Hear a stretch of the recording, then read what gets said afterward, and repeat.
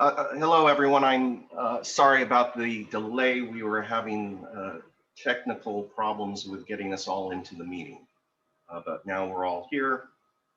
This is the Board Natural and Cultural Resources Committee meeting of East Bay Regional Park District on February 25, 2021.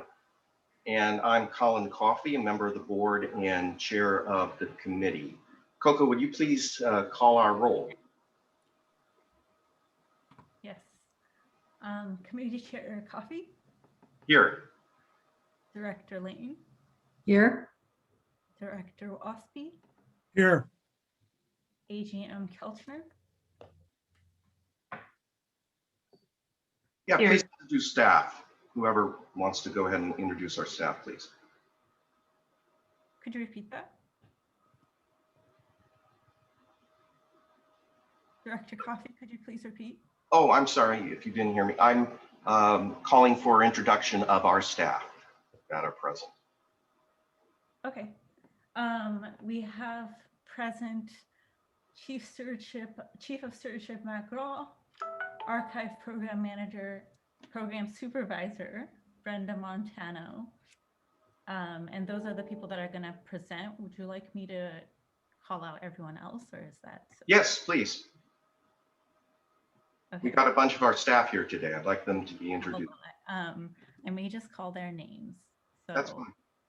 We also have Anthony Chaburo, Brian Holt, Carol Fichter, Carol Johnson, Dave Mason, DGM Dr. Anna Alvarez, Dina Robertson, Doug Bell, Jim O'Connor, Jim Talerico, Lance Breed, Matthew James, Sunshine Townsend, Tamara Fallon, Tammy Lim, Yolanda Burial Knight, and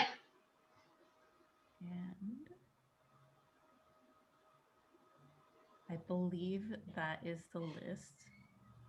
All right, thank you very much, Coca. Today's board committee meeting is being held in accordance with Governor Newsom's executive order, allowing for board members to participate in standing committee meetings remotely via this Zoom technology. We are providing live audio and video streaming and have provided the public the opportunity to email or call in prior to the meeting for public comment period. All information regarding participation in this meeting can be found on the agenda and on the district website at ebparks.org. After each presentation, we'll be taking public comment through this Zoom platform, and there will be summaries of the written email that we've received. Do my colleagues, Bev and Dennis, have any questions about the meeting and the meeting procedures? No. All right, then let's go to item 1, first on our agenda, UC Berkeley Cultural and Natural Resources Management Class Partnership presented by the Archives Program Supervisor, Brenda Montano. Thank you, Brenda.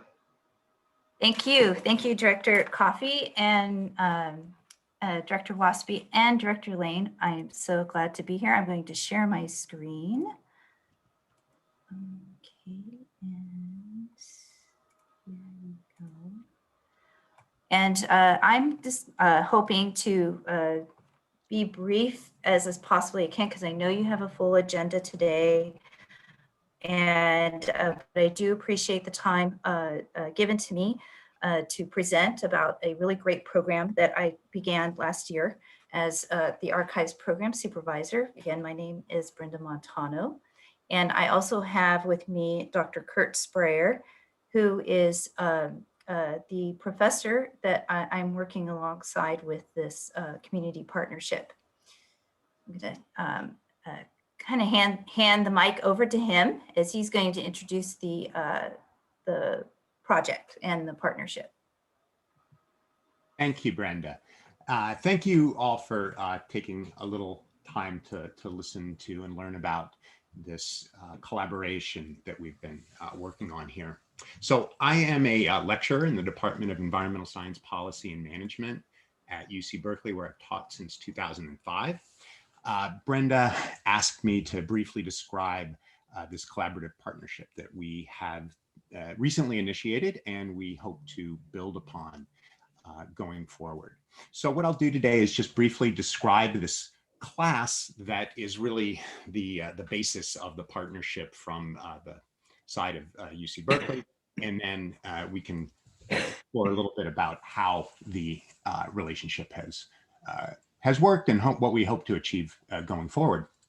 So I teach a class titled Introduction to Culture and Natural Resource Management, Environmental Science Policy and Management 50 AC. The AC stands for American Cultures, and that's an important part of what this partnership is about.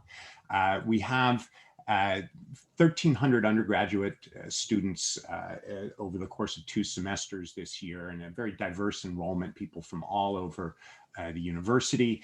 The course focuses on the historical and contemporary experiences of diverse groups in American society, and particularly in terms of their relationship to natural resource management.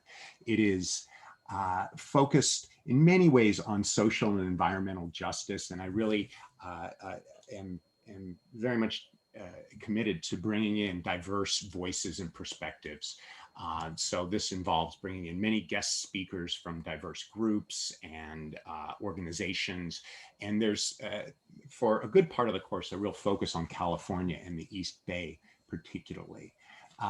Really, my goals with this course are to expose students to across the university to a really broad introduction to issues around how factors of identity, intersectionality, domination, power, and so on really affect natural resource use and management in this country, have historically and still do today. And in doing this, I would just say that I really focus on a holistic systems-based approach, critical thinking, and really try to get students to have a personal experience here. A lot of students have described this course as very transformative, personally and intellectually. I really try to give them some of the tools to be able to walk through the world and bring some of this knowledge into it in their everyday lives. And a lot of that has to do with giving them the tools for civic responsibility, and a lot of this involves public engagement. And so this is where the relationship comes in. If you could go to the next slide, Brenda, please.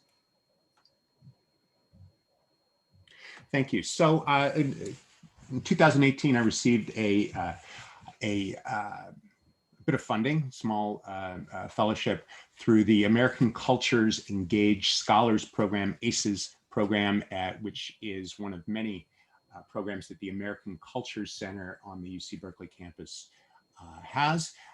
And the goal of this program is to really support scholars at UC Berkeley in working with undergraduate students in various ways that they connect with communities. Okay, so it's really about moving beyond traditional public service models to deepen engagement through a collaborative process. And I've really taken that to heart and tried to work with a wide range of community partner organizations. As you can see here on the right, we have quite a few communities for a better environment, California Environmental Justice Alliance, Holy H2O, a environmental education organization, the Oakland Zoo, and so on. Arise High School, a high school in Fruitvale in Oakland that is focused on environmental justice and public health. So we've really tried to reach out to a wide scope of organizations, and the East Bay Regional Park District, and specifically this program with the Archive and History program is what we've done here. So there have been over 250 students have worked in this program with various organizations, and we're just starting this up with East Bay Regional Park District. Students are able to select any number of options for their final projects. With 650 students in the class at any given time, not all of them can participate in this program. So we vet them and they apply for this, and there are probably about 50 or 60 students at any given time that are doing this. They commit 25 to 30 hours. They have various sorts of means by which we effectively hold them accountable and assure that this isn't a burden on the organizations we're working with. They are supervised by a number of graduate student fellows with whom we work. And in quite a few cases, we've used this as a starting point for students to access internship opportunities going into the future. So we've had people working for many months and years with some of these organizations. If you could go to the next slide, Brenda. So we had 7 students in the fall working with EBRPD, and again, we're having about 7 doing it this time in the spring. A lot of this research is archive-based historical scholarship. So it's really much about collaborating, identifying particular areas of interest and need for the Parks District, and having the students bringing it here and having them really collaborating in defining how they can contribute to and co-create projects of value to the Park District. Some of the things that I'm trying to help students with here involve just really exposing them to the history of the East Bay, and really the notion of public history, which is important to an institution like the Parks District. We are very much also, I think, bringing a lot of opportunities to them in terms of just the real life experience of collaborating with many different types of organizations, really expecting a certain standard of performance and commitment by the students, and ultimately, hopefully, deepening student and UCB connections to the East Bay Regional Park District. And we look forward to cultivating a vision for ongoing collaboration in the future. I'll hand it back to you, Brenda. Thank you, Dr. Spryer. It's been so great working with you, and I sure appreciate that you came here today for the presentation. And it's been wonderful working with you too. And I really. So I'm going to continue on just to share a little bit of what the students have been working on this year. First, just what we've been doing because of COVID. It's been a little difficult for the students to come into the archives. In fact, they haven't. And most of it has been remote learning and sharing, which has totally helped us at the archives as well, so that we as in me, scanning historic documents and photographs, things that I could share with the students. And the also part of it was really great was trying to, what we've always wanted to do is try to grow our resources at the archives, which is that we have kind of like a limited amount of information, but the other organizations across the country have records that relate to the East Bay Regional Park District. So this is an opportunity of my limited time to give and understand what the students can do as part of that research, reaching out to different museums across California and across the country. There's the online archives. And then also to the last time for the fall 2020 program, the students actually were introduced to the Bancroft Library and the resources that are actually there on campus for them. So I love that I can be a part of this project to expose students to the archives, to history, and of course, our rich history for our public agency at the Park District. For the future, I would love for students to be able to get into the archives, help us with digitization, database entry, a number of other things for them to do that they could learn hands-on research. And So this last fall, I came up with some historic subjects that they could research on, and shared with them some records that we have. They also worked really closely with the volunteers. So that was a great way to collaborate with another group, which as I think the committee members know, that my volunteers are retirees. So there's a wealth of knowledge and history there as well. These were the subject matters and the list of students. And here's just some examples of imagery that they came up with. The one student, Joseph, he worked on, he was really interested in the natural history of Jewel Lake. So I asked if he could maybe integrate the history so that we could, use some of that at different levels, or it's just a way for him to learn about the history as well. And he was able to collaborate with quite a few other district staff on this project. This is some of the images that he created. And part of what the students did is I kind of left it kind of free form. They could, whatever their product was going to come back to me, it could have been a PowerPoint presentation, a Word doc, or, and one student even did an oral history for me. So, and then here are some other images. And one other student, Jazz Neat, she did a research on the Nike missile sites that are at the Park District. And this is the part where we're finding images that are not in our archives, but they do reside in other repositories. And this is a benefit for us to see some historic images we've never seen of our parks. This is at Lake Chabot. This is the former, well, this was when the Nike missile base was actually functioning. This is a Wildcat Canyon.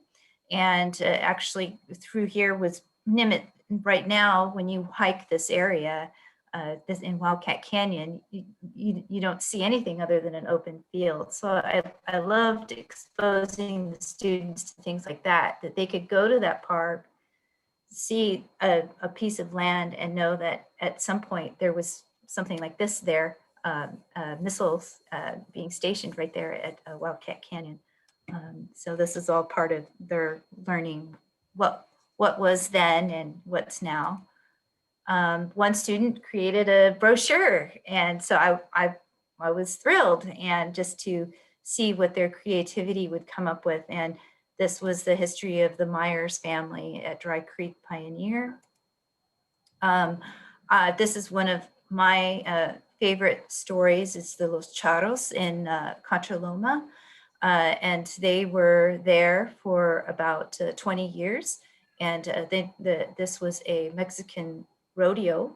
And they had horse races and music and food and different things like that. And not a lot of people know about that history. And so we had one student actually just interview Jerry Kent about his knowledge of the Los Charros. And I also provided some images for her as well. And then one of my favorite topics is the women of the Committee of 51. And the Committee of 51 were the list of individuals who were primarily involved with the Olmsted Hall Report, our founding document in 1930. So around the 1920s, these were some of the women that were involved with the founding of the district.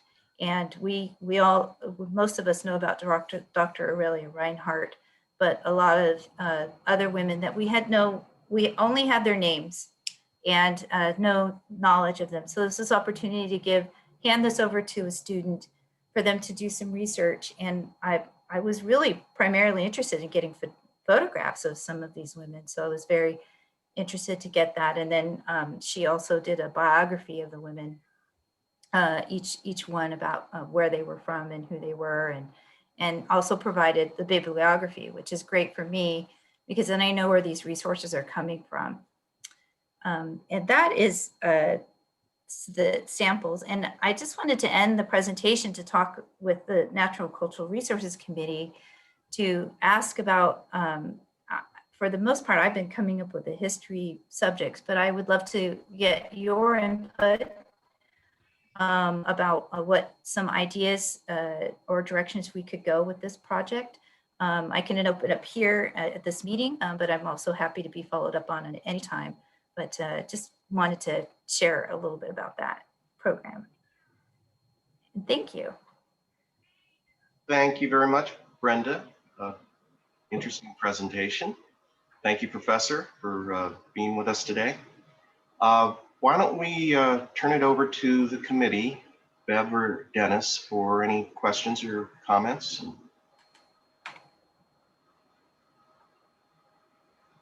Bev?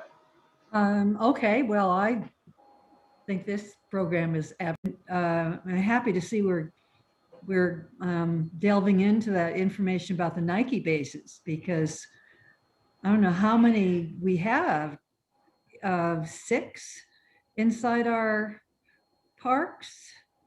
And that experience of going out on Nimitz and seeing right where those missiles were is very interesting. I didn't know they had that many missiles, and most of the Nike sites didn't have that many, I don't believe. So congratulations on doing this and enlisting some of the young scholars in diving into some of these issues in depth. The women of the founding of Park District, I think, was very important too. That whole era of the early part of the 20th century, they're an extraordinary group of women who finally felt emancipated enough to do some really extraordinary things. So I'll think about some other ones that might be interesting. And thank you, Brenda. Thank you, Director Lane. Dennis? Yeah, thank you, Brenda. I love this, as you know, history and figuring out what was going on before we got here. And then Dr. Spryer, I'd like to compliment you also. You know, we always talk about this collaboration, especially with UC Berkeley. You know, we talk about all the time, East Bay Regional Park District, UC Berkeley, and the national parks. We all share the same DNA. Everything originated right around there in the UC Berkeley campus. And I'm very happy we're working this type of collaboration out. Brenda, I keep going. I have lots of topics, as you know, that I'd love to have you study and love to have an intern jump in on that one, especially some of the historical and pioneering workers that worked for this park district since 1934. So I'll tell you my ideas offline, but thanks very much for doing this. Thank you, Director Waspy. Yes, employee history is something that's very, I'm very interested in that as well. So I just realized I'm wearing my Cal sweatshirt. I hadn't thought of its connection. And yeah, because of my own roots with Berkeley, I think I've mentioned, Brenda, what I've thought would be a tremendous study, or at least a project. And I don't know if it's at the undergraduate or strikes me as maybe a graduate level work, would be indeed to, as Dennis referred to, do a history of UCB's deep roots in this park district, going back to the 1930s and the formation of the park district, and the university's role in that formation, and it was indeed formative in terms of what the university did in helping create this park district and its plans for what it would become. It's you know, Jerry Kent has written a brief history of that. It's fascinating, and I think a grad student in particular wants to do a thesis on it up to the present day. It'd be wonderful. So that's my pitch. Thank you, Director Coffey. I really like that idea, and I know that you've talked about that before. So it's really, I've written it down because I think it's really important. The Alumni Association was very involved with the founding of the district. We should have that documented. So before we move to the next agenda, is there any public comment on this agenda item? Any public input?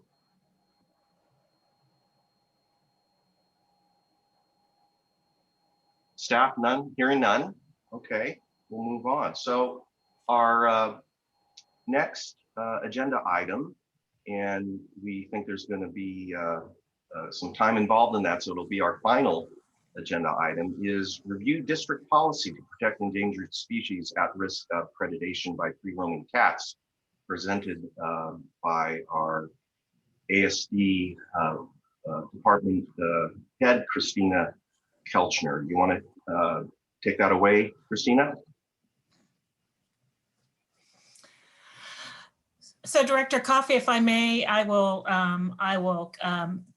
kick off this item this afternoon. First of all, good afternoon, everyone. I'm Carol Victor, Interim General Manager for the East Bay Regional Park District. I also serve as the East Bay Regional Park District's District Council. Today, the Natural Cultural Resources Committee is tasked with reviewing the district's policy to protect endangered species at risk of predation by free-roaming cats. The Park District has the privilege of protecting and enhancing habitat for threatened and endangered species, and with that privilege comes a responsibility to manage those species and to protect them from risk of predation. We understand that the issue of how free-roaming cats are managed in our parklands is an important issue and sensitive to many of you. We want to thank you for your public engagement. We are reviewing our policy in response to a number of the concerns that we have received. And with that, I will turn it over to Christina Kelchner, Assistant General Manager of the Acquisition, Stewardship, and Development Department. Thank you. Thank you, Carol. Thank you, Director Coffey and General Manager Victor. I am Christina Kelchner, Assistant General Manager of the Acquisition, Stewardship, and Development Department here at the Park District. And I just want to start by saying this is a challenging issue. We recognize it's a challenging issue and in some ways a painful issue. It's never comfortable to look squarely at the impacts that the human species is having on the natural world and on many other species. Most of us here, I expect, feel deeply about protecting animals and care deeply about animals. And most of us probably also feel deeply about protecting the biodiversity and functioning natural ecosystems that we need for healthy air, healthy water, and a healthy climate. As General Manager Victor said, the Park District does take seriously our mission to protect wildlife in our parklands, and we are legally required to do so. We do understand the public concern regarding removal of feral cats in our parklands, and we also need the public's cooperation to not abandon or feed cats in our parks, particularly near areas of protected habitat. Last year in 2020, in the fall, unfortunately, 13 feral cats that were hunting in protected marshlands at Martin Luther King shoreline did need to be lethally removed after numerous trapping efforts had failed over the course of 4 months. While communication was initiated with the on-site cat feeder and attempts were made to remove the cats, staff recognizes that it is a good time to look at our policy, which the board last examined in 1999, over 20 years ago. And so we are here today to provide staff recommendations for an update to that policy. And the cornerstone of that update is to increase our collaboration and our work with the local municipal animal services agencies. And we are very gratified for them stepping up and offering to partner with us in this effort. Ideally, it is the goal of the Park District for cats that are removed from our parks to be fostered or adopted by responsible pet agencies or owners to live a happy life in a safe indoor environment. Next slide, please. The recommendation for the committee today is that staff requests that the Natural and Cultural Resources Committee recommend that the full board of directors adopt at a later date the proposed free roaming cat management policy as an update to the district's current program. First, just a word about the lands that we do manage and steward here at the Park District. We are in a global diversity hotspot in the Bay Area, known as the California Floristic Province, and it is within the Pacific Flyway, which is a migratory route for millions of birds. There are many species that are endemic to the Bay Area, which means that they occur only here and nowhere else. The examples on this slide are a few of those. The large flowered fiddleneck, the flower that you see on the slide, and the Alameda whipsnake are two examples. We are fortunate to live in a place where enough habitat has been preserved that we still have some rich biodiversity. But that biodiversity is under severe and constant threat from human encroachment. We have an opportunity and an obligation to protect these unique species that are native to our East Bay lands. We are learning more all the time. Biodiversity and healthy functioning ecosystems are essential to the planet that we all call home. This is why it is the core mission of the Park District to preserve a rich heritage of natural resources. It is also our legal obligation. Several of the lands that we steward along the shoreline are mitigation parcels, meaning that they were restored wetlands that were created for the purpose of mitigating impacts from the airport expansion in Oakland and other human activities. And there are protected shoreline areas that are restored marshes where public dollars have been invested to restore those marshlands. And there are permit regulatory requirements to protect the endangered species that make use of those habitat lands. And that includes predator management of all kinds. And I will just make a note that in addition to these permit requirements, the Endangered Species Act, federal and state, do require that we protect endangered species, and local agencies have been held liable for failing to do enough to protect endangered species within their jurisdictions. We also want to protect public investments that have been made into habitat restorations. And you can go ahead to the next slide. And these are a couple of examples. This is a photo of the Martin Luther King Jr. Regional Shoreline, where we had 678 individual volunteers who put in over 3,700 hours to do weeding, vegetation control, and manage and maintain this habitat for the benefit of endangered species. We did invest $50,000 in grant funds, and more additional restoration is proposed that Caltrans will be doing and investing $750,000 in a restoration project to offset the impacts of road improvements. And at the Hayward Regional Shoreline, we had over 5,700 individual volunteers putting in over 30,000 hours and over $1 million invested in the creation and maintenance of that shoreline habitat. So it's a pretty incredible community and volunteer story about how the work that has gone into protecting these habitat lands. And just another example that we have done this all over our shorelines. At Bay Point Regional Shoreline, we recently did a project, and at Dodson Family Marsh was a large restoration project as well. I do want to note that we are focused today, go to the next slide.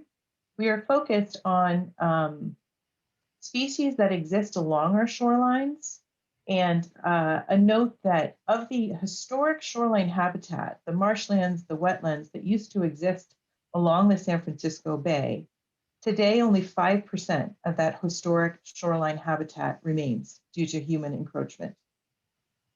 Our regional shorelines provide important islands of habitat. And if you look at this map, within those orange areas that you see there, it's only actually a tiny portion. The orange areas show our full parks, but it's only a tiny portion of those parks that provide the breeding and foraging habitat that is so important to protect. A few of the species that we are concerned about that we restore habitat for and protect in our parklands that do occur along our shoreline parks is the clapper rail, renamed recently for some inexplicable reason, the ridge rail, which is very difficult to say, so we'll stick with clapper rail. It is an endangered species that is on the federal list and the state list, highly endangered species. And in fact, the total population remaining in the world of these species is just over 1,000. And a good portion of those breed and forage at our shoreline parks. The western snowy plover is one of my personal favorites. It is on the federal list of endangered species, and they have nesting habitat at Hayward Shoreline's Least Turn Island, where some of those volunteer hours went into creating and maintaining. And they also use our parks as wintering habitat at Crown Beach and Brook Island. The California least tern is another very important species that the district and many other public agencies, USGS and several agencies, have put a lot of effort into protecting these species. Only 2 breeding colonies are left in all of Northern California. One of those is at our Hayward Regional Shoreline Protected Habitat Area, and the other is at Alameda Point, where we are working collaboratively on a new regional park that will exist out there. The salt marsh harvest mouse is an adorable little mouse that has lost over 95% of its historical habitat, and it is one of the most endangered animals in the East Bay. Martin Luther King Regional Shoreline does provide adequate habitat, suitable habitat for these animals, and there is evidence that they once existed there, and there is a hope from biologists that they can be recovered and reintroduced into this area.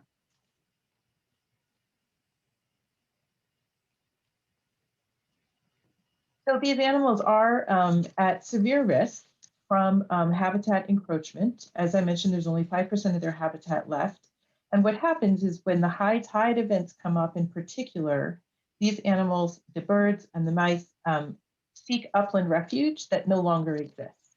So we have stories of bird deaths from flying into backyard fences because there used to be vegetation there they could take refuge in. That's no longer true. So certainly the biggest threat to endangered species is human encroachment, followed by cat predation is the next biggest threat in the country to birds. The estimate is that 2.4 billion birds are killed every year by cats, followed by windows and cars.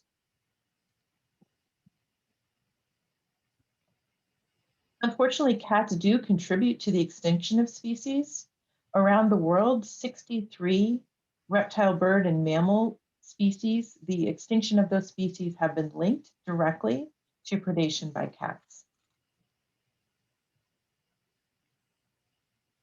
Just a note on the terminology is this is in the staff report, but just a note as we are having the discussion today, there are many different terms.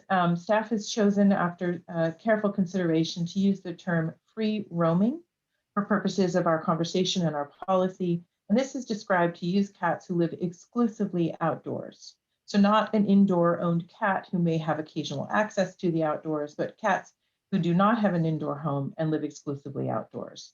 Those cats can be either feral or wild, such that they don't have interaction or tolerance with humans, or they can be unowned, but previously owned, abandoned, or lost pets that are friendly toward humans.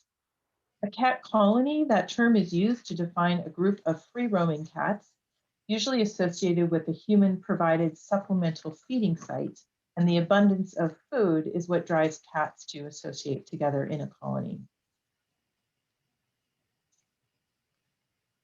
And it's important to note that cat colonies can be prevented. And you'll see in our policy that that is a big emphasis of our policy is to increase our efforts to work with local agencies to identify the accumulation of cats and where cat colonies may be growing, particularly near sensitive habitat areas.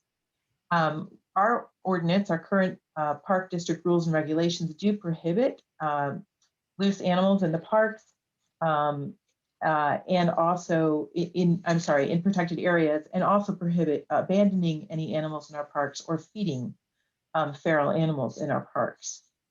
And many local ordinances also have this prohibition, and cats are also required to be licensed in Alameda County and actually Contra Costa County as well. Under our current free roaming cat management program, The Natural and Cultural Resources Committee approved this, as I mentioned, over 20 years ago. And it was the core of the program was to work with volunteers in trapping efforts. We did increase some signage at that time, and lethal removal under the program is allowed only as a last resort in extreme cases where multiple attempts to remove cats through trapping have failed.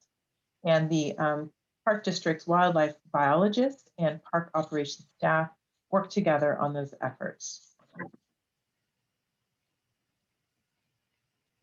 The revisions that we're proposing to our cat management policy and program focus on education and prevention to help people understand the impacts of feeding free roaming cats and allowing cat colonies to form near sensitive areas. And most importantly, formal collaboration with the local municipal animal services agencies. And I believe we have representatives from those agencies with us today. We have had several meetings with those agencies over the last few months. I believe they submitted a letter to the board of directors, a comment letter before this meeting. So we are very pleased with that collaboration and very hopeful that their expertise and their resources will allow us to improve our trapping efforts, improve our education and prevention efforts. And we also have some provisions to improve our transparency and reporting. And go ahead to the next slide. So as I mentioned, collaboration with animal services, the icons here are just a few. I think we had 11 cities altogether and 1 county represented in our collaboration. We do hope to develop a long-term written cooperative agreement with these agencies. We are having monthly meetings currently, and eventually we will transition to quarterly meetings with these agencies, with the goal of the agencies providing some training for our staff and also helping us to manage cat colonies and to trap cats so that they can be relocated or rehomed safely. I did want to note that our Regional Parks Foundation has said that they are very interested in helping to fund some of these educational campaigns in collaboration with the animal services agencies to provide some funding for that effort, and that the Regional Parks Foundation is a big funder of endangered species habitat enhancements.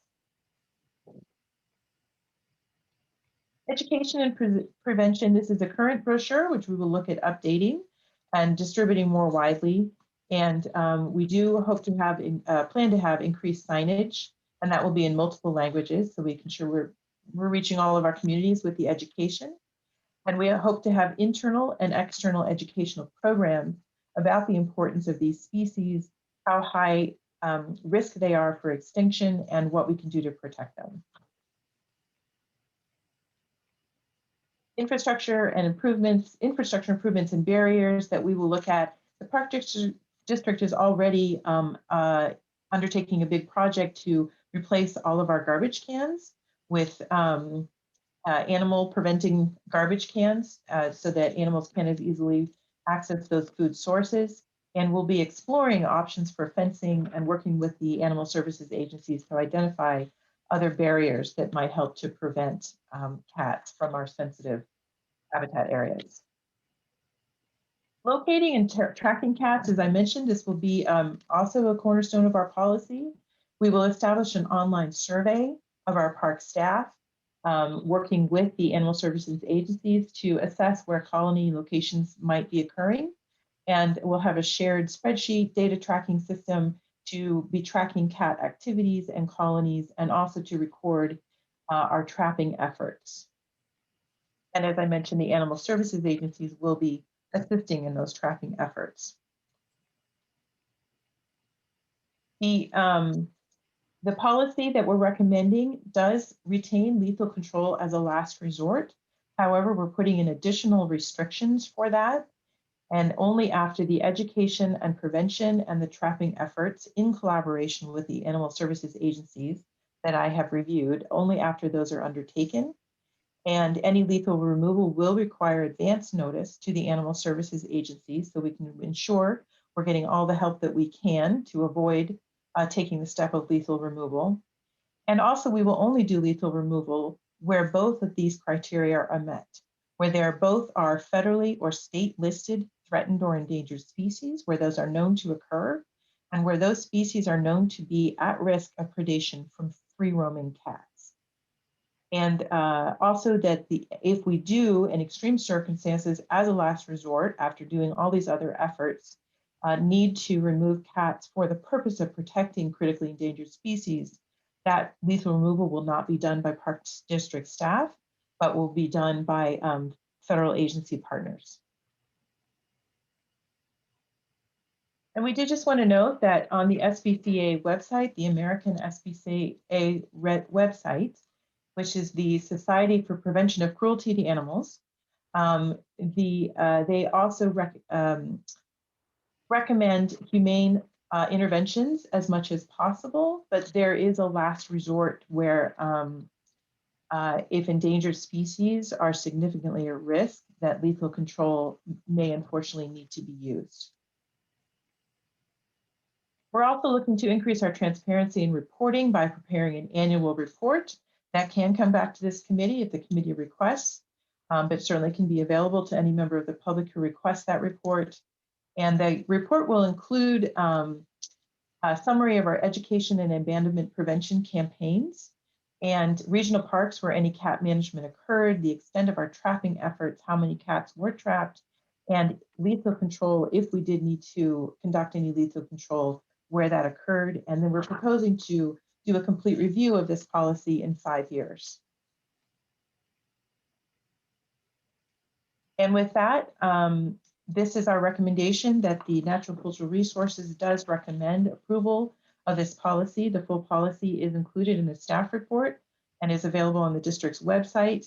And we request that the Natural Cultural Resources Committee recommend that the policy go to the full board of directors for their consideration. With that, I'm happy to take any questions. Thank you.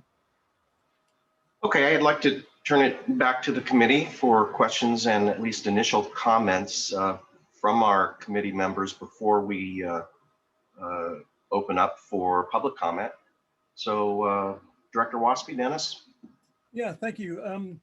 Yeah, and Christina, thank you and your staff for your report and all the research you've done and all the reaching out to collaborate with the folks that you have. I just have a couple of questions. So I think, well, I'll summarize. I agree fully that dumping cats in parks and creating colonies for cats in or near parks is not good for any of the things we're trying to accomplish in restoration of habitats and things like that. I'm wondering if any other parks or any other agencies like ours have these same types of policies of no cat colonies, no feeding, things like that. Are we similar to other agencies in that regard? Director Waspy, thank you for the question. Absolutely. We are similar to other agencies. Many municipal agencies even have ordinances. I know the city of Fremont is one that prohibit the abandonment of cats where it's posted to do so. And so there are many local ordinances that have that. I also know that U.S. Fish and Wildlife Service, California Department of Fish and Wildlife also engage in predator management and engage in the prevention of cat colonies in protected areas. Great, thank you. And just one more. So of the things that you've done or changed a little bit in this new proposed policy, I really appreciate the collaboration with other animal service agencies, and you listed a number of them, but they all seem to be very much concerned with the welfare and the well-being of cats and all animals.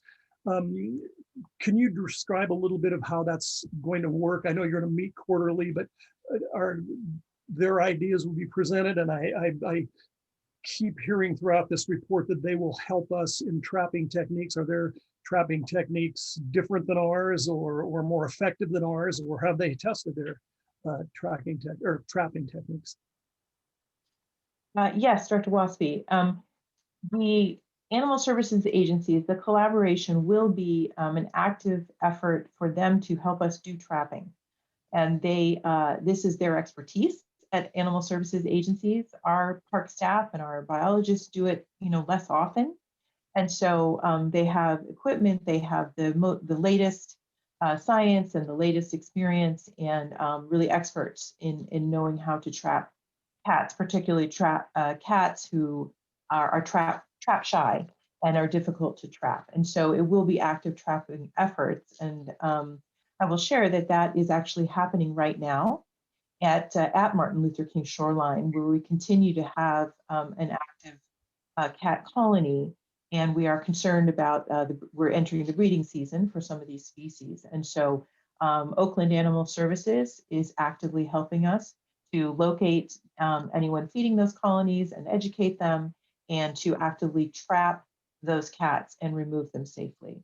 So it is intended to be a very active collaboration with the animal services agencies. Thank you. Before I call on Director Lane, can I just piggyback on what Christina, what you just said?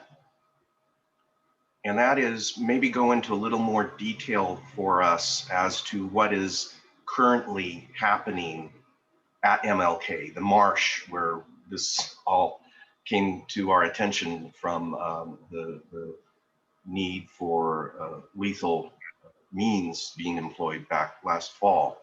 So to me, we have already implemented this policy that your staff and your team is proposing at MLK.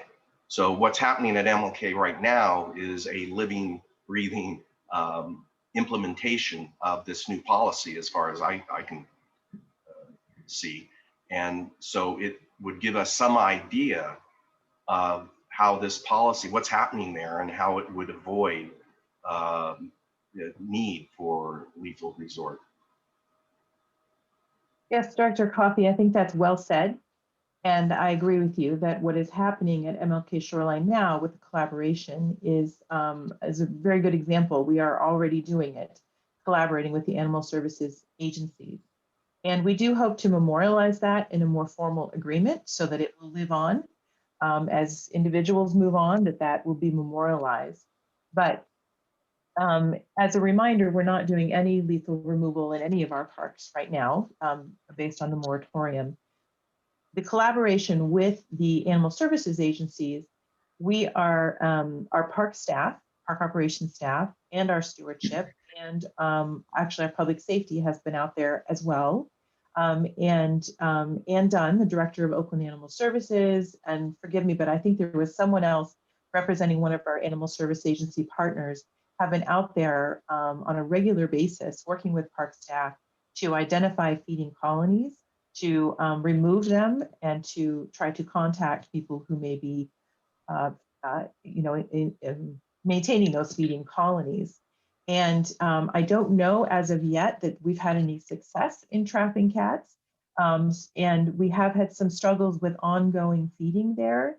So we did, and we, meaning our park staff and the Oakland Animal Services and other animal services representatives, went out and removed food, feeding stations. And as of 11 o'clock at night, all those have been removed.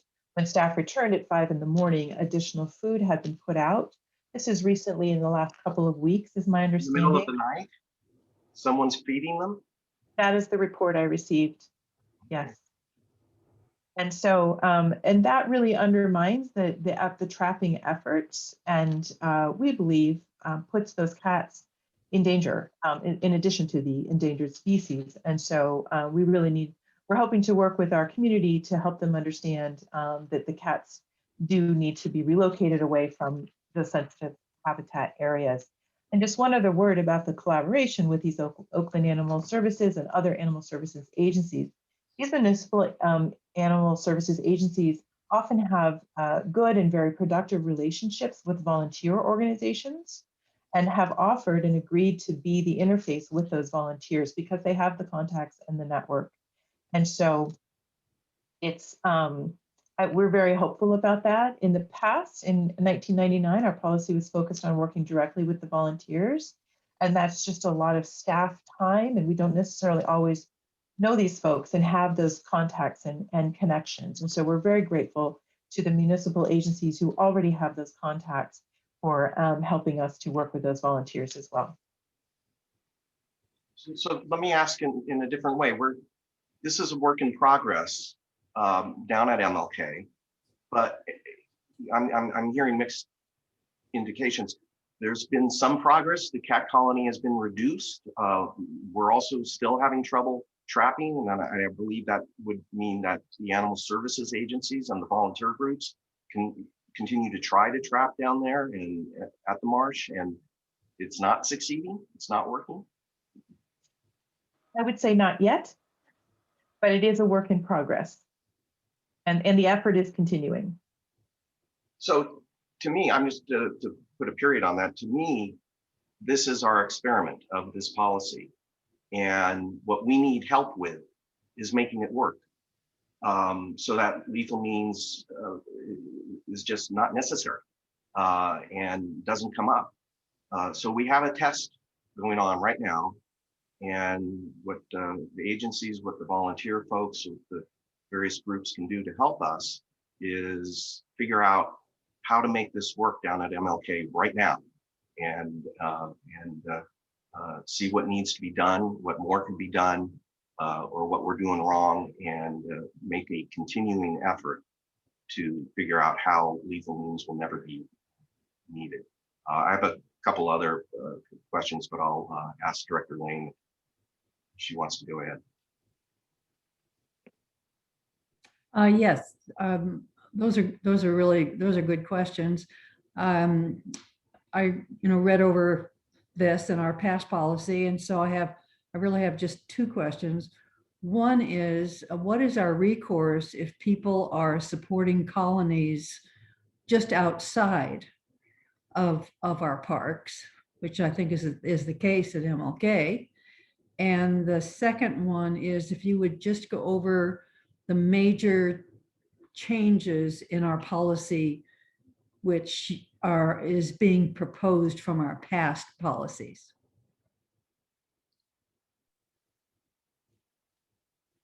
Certainly. Thank you, Director Lane.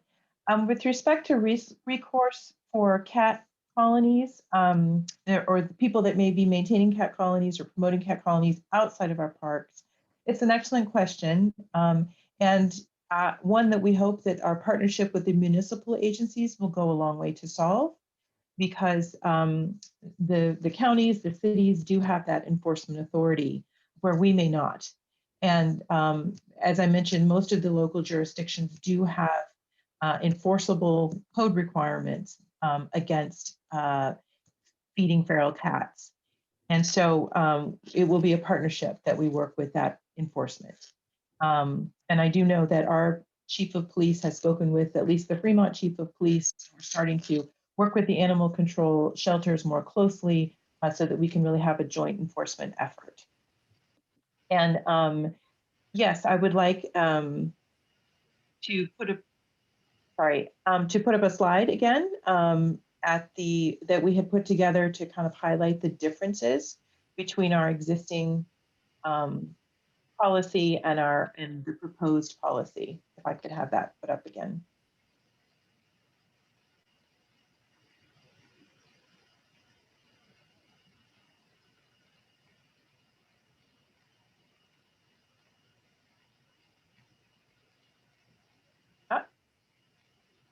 We're getting there.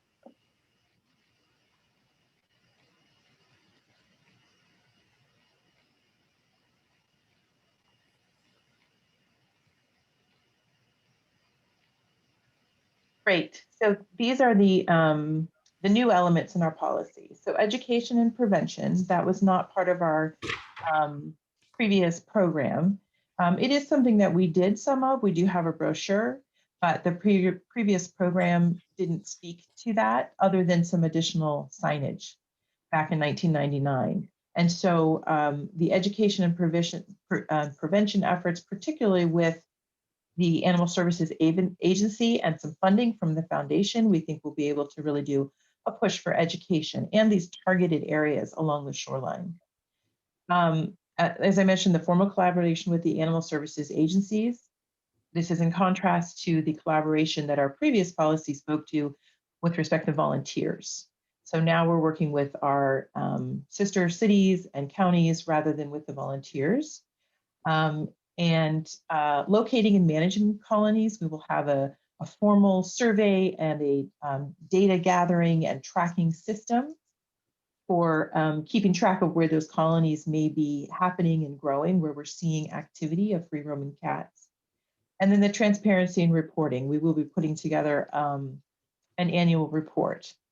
And with respect to lethal removal, the policy does specify only after education, prevention, trapping efforts, notice to animal services agencies, and that if we do have to do lethal removal, which we all hope will not be needed, but if we do have to do that, it will not be done by park district staff, but by external agency partners. And I should also mention that training is an element as well, additional training for our park staff. Thank you. You can put the slide down. Thank you. So the difficult issue here is the last resort element of this in terms of lethal means of preventing harm to the endangered species. What I'm understanding is, and I'm glad to hear that this park district will not be shooting cats anymore or using other lethal means. I think that's essential. Our owners clearly do not want us doing that. The reality, though, is if we're not doing it ourselves and we've reached the point of trapping is not working, or we're approaching the need for having that option of lethal means as a last resort. If we aren't doing it, the federal agencies or state agencies will do it. That it isn't, we would lose ultimately our management permits because we're not protecting.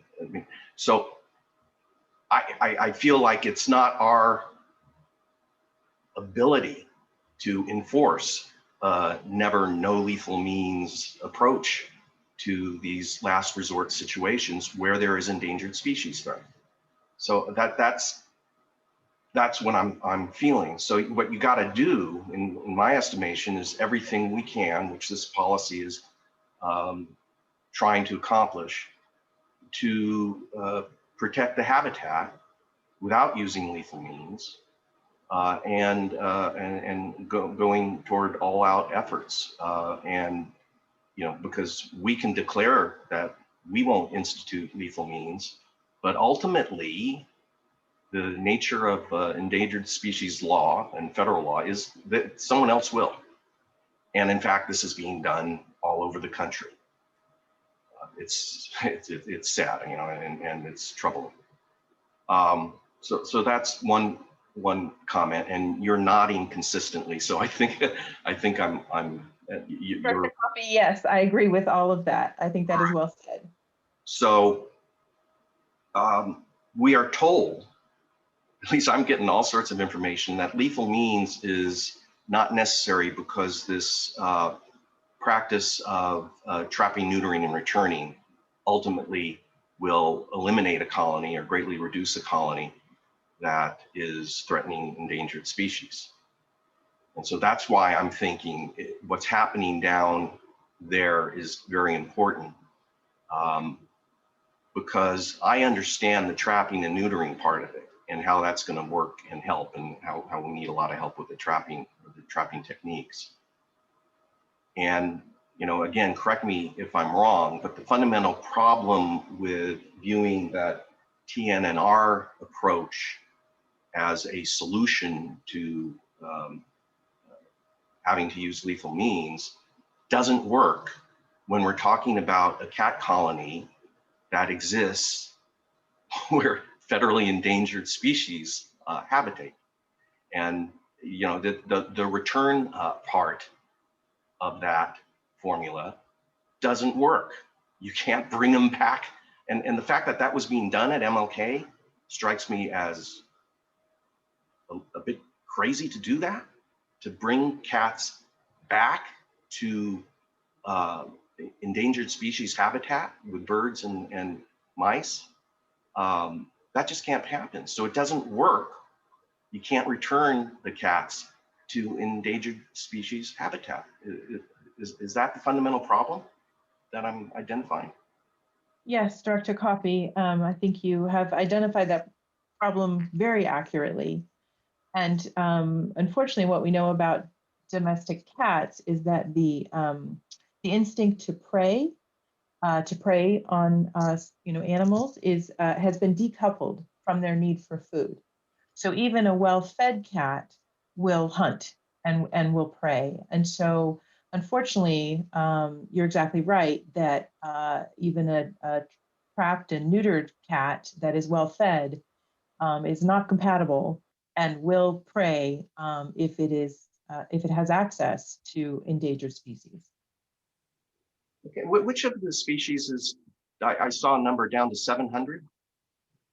I think it was 1,000, just about 1,000 that we have, and that was the clapper rail.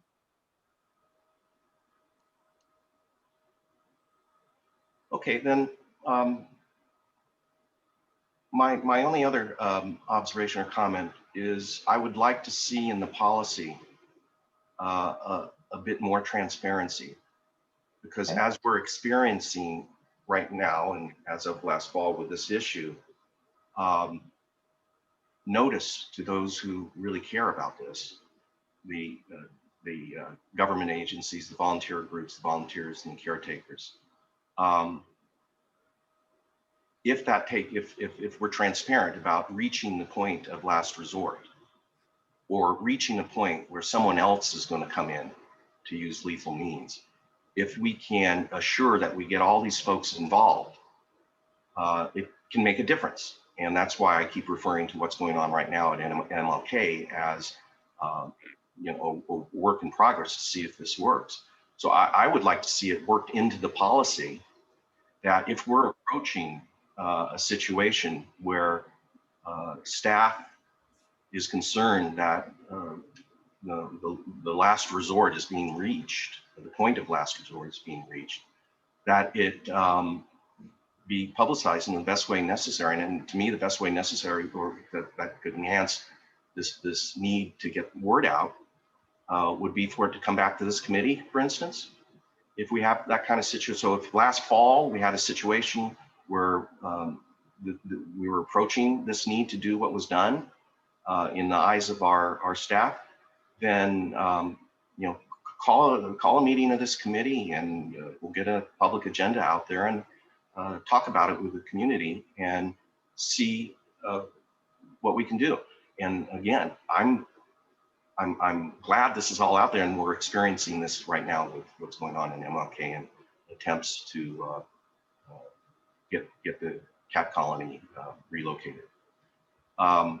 So that's my input. With that, I think unless there's more from Director Waspy or Lane, we can have someone describe what the public input process will be here. So if we could have that described for us, and then I just want to make a comment before we actually call on the first person for public comment. Dennis, did you have something? No, I'm good. Thank you. Okay, so we're ready for public comments? Great. Okay. Describe the process, Yolanda, and then come back to me before we Yes, I shall describe the process. There were, I'm just going to read an opening statement, Director Covey. There were 328 total emails from unique commenters.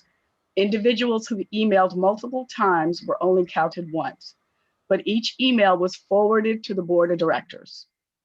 And then I'm going to just describe the emails that we received.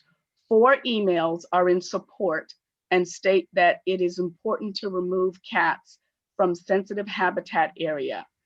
2 are in support of adopting the draft policy, and 2 of those are in support of the option of lethal removal. We received 66 emails that were submitted using a form letter from Alley Cat Allies. We received 238 emails submitted that were opposed to killing cats. Many of these commenters suggested that Park District should collaborate with Oakland Animal Services, other animal services agencies, or nonprofit organizations to rehome the cats. Many of these commentators also suggested that the Park District should employ the strategy of trap, neuter, and release. A large number of these comments were submitted by individuals outside of the area that had not reviewed the staff report and recommendations. 15 emails that were submitted were generally opposed, but were pulled out as unique, as they represented more unique viewpoints or mentioned items not mentioned in the other 238 emails. There were also 44 total voice messages from unique commenters that were all opposed, and they were each transcribed. And we actually have about 22 members of the public that are on the meeting that would like to comment. 22. Yes. So what I want to do is turn it over to the people who are here in the Zoom meeting for public comment. How much time do they get, Yolanda? We're going to give them 2 minutes, and and if we give everyone 2 minutes at 21, we're looking at 41 minutes. So, and I suspect that'll be at least an hour. So hunker down. And then the other thing I would like to say, this is in order to respect people's time, what I'm going to do is when I call on you, know that you have 2 minutes. At about 1 minute and 30 seconds, you're going to see my face pop up, because I'm going to mute my video. That should let you know that you have about 30 seconds to wrap up. And if you have anything additional to say, please feel free to send an email to Koka Yamamoto. Is that good, Dr. Coffey? That was just fine, just right. I also want to suggest that in order to get everybody an opportunity to use their 2 minutes, that to the extent there are questions that people have, we'll just have management, write down the questions that they have, and many of them might be the same. And so when everyone's done speaking, management can come back and respond to questions.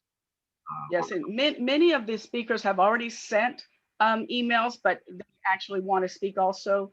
In the chat, there is the email for Koka. So, and we appreciate all the input, all the emails and phone conversations I've had with people who really care about what's going on here. But I want to caution our speakers. I've noticed some of the stuff going on in social media where our staff and the staff involved in what happened in the fall are being personally attacked. And it's really awful stuff that I've seen on social media, and really uncalled for. And it's not helpful. It's not helpful to our board, particularly myself. I mean, I know these people. What we're dealing here with is extraordinary passion. And I understand it. I'm a cat person. I grew up with cats. My whole adult life, I've owned cats. I don't own dogs. My daughter, who now lives in Columbia, South Carolina, she's a disaster planner for the state of South Carolina. She fosters. So every 3 to 4 weeks, we get a new set of pictures of her kittens that she's fostering. She sent us about a year ago a link to the shelter she works with, which was trying to raise $1,200 to buy a kitten preemie incubator. So we sent the shelter a chunk of that money they needed, and so they bought the incubator. So we're a cat family, and I'll admit, when I heard what happened down last October, my stomach did a little flip.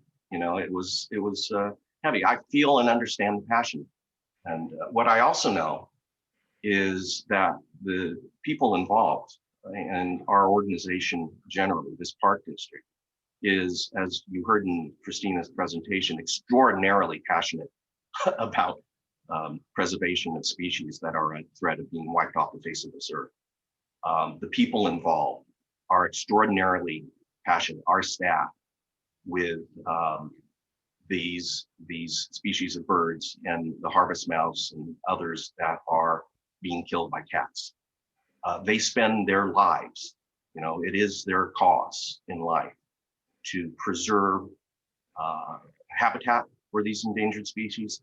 And in fact, remarkably, what they do is they create habitat. This whole organization, as Christina pointed out, creates acres and acres of new marshlands as habitat for all of the wildlife that we care for.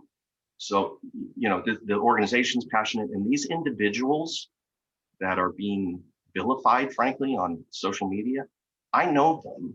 We on the board know them, and we know their passion. We know how successful they have been, and they are recognized extensively within their peer organizations as being terribly effective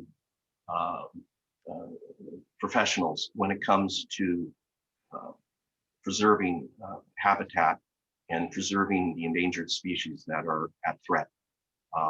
And they, as I said, live and breathe it. It's what they do every day.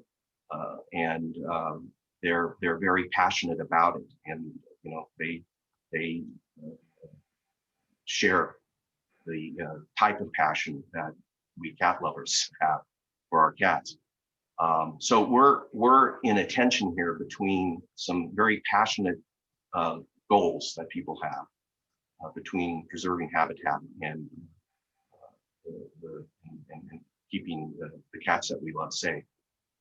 So I just want to caution people that we don't need to have our staff vilified. What we need is help to make this plan successful. And specifically, as I said earlier, I think we can do that with this living example that's going on right now at MLK. So what would be very helpful to me as a board member is to obtain ideas about how we can successfully implement trapping and relocating of these cats. That's what we need.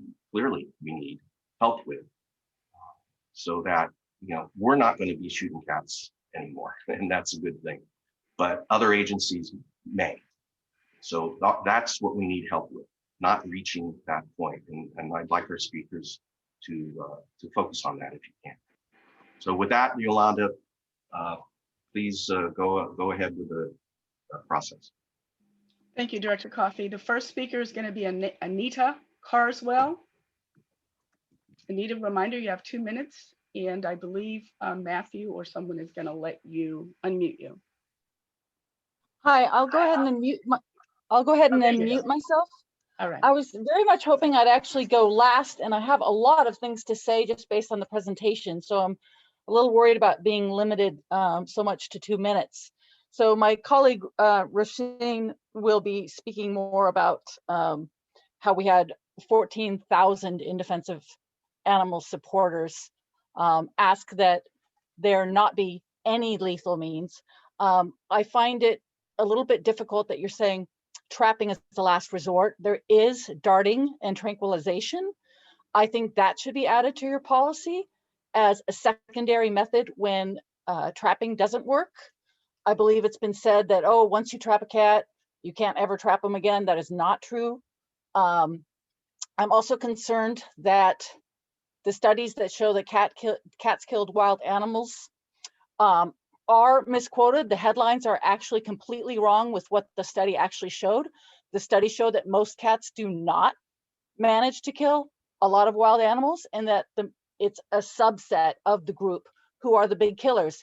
And I think we should be looking at individual cat behavior. We should be putting it on the cat colonies to actually look at the cats and say, oh, this one's a huge hunter. Let's relocate this cat as a barn cat somewhere and leave the cats alone who just eat cat food. I want to say a week ago, a study came out about cat behavior, and if they are fed a high meat, high nutrition food, it decreases their propensity to kill wild animals by about 30%. It also said that the Bird Be Safe collar really works with birds. Doesn't help with rodents, unfortunately, but it does help with them. But the bells and the collars also work. And for people who have outdoor cats, playing with them reduces the instinct to kill about 30%. They also had puzzle feeders, but they found that frustrated the cats and they actually killed 30% more when forced to play with a puzzle to get their food. So anyway, we would just like you from In Defense of Animals to please pledge to never kill cats. We agree that in endangered species locations, it would be ideal not to re-release in that location.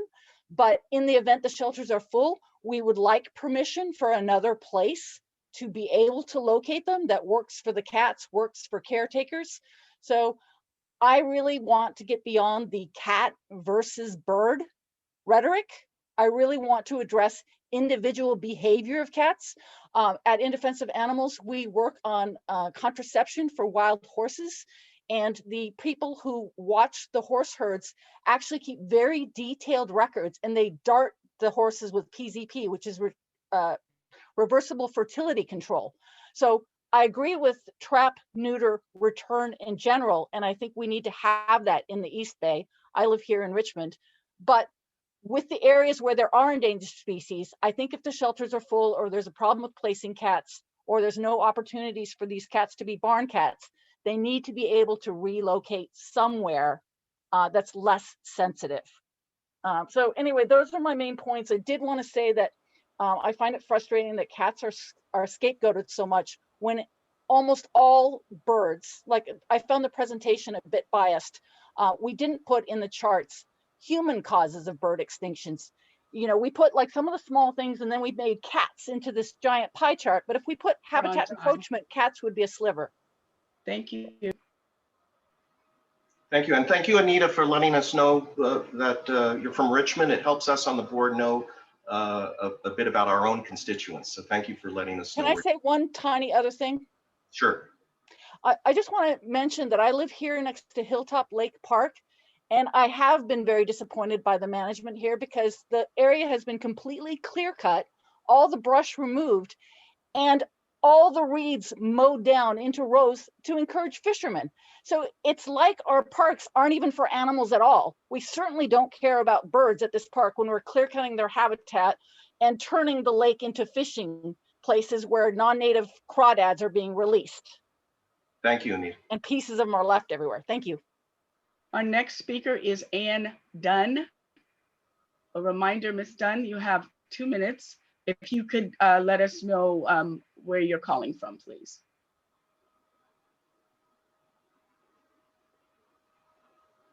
Ann Dunn.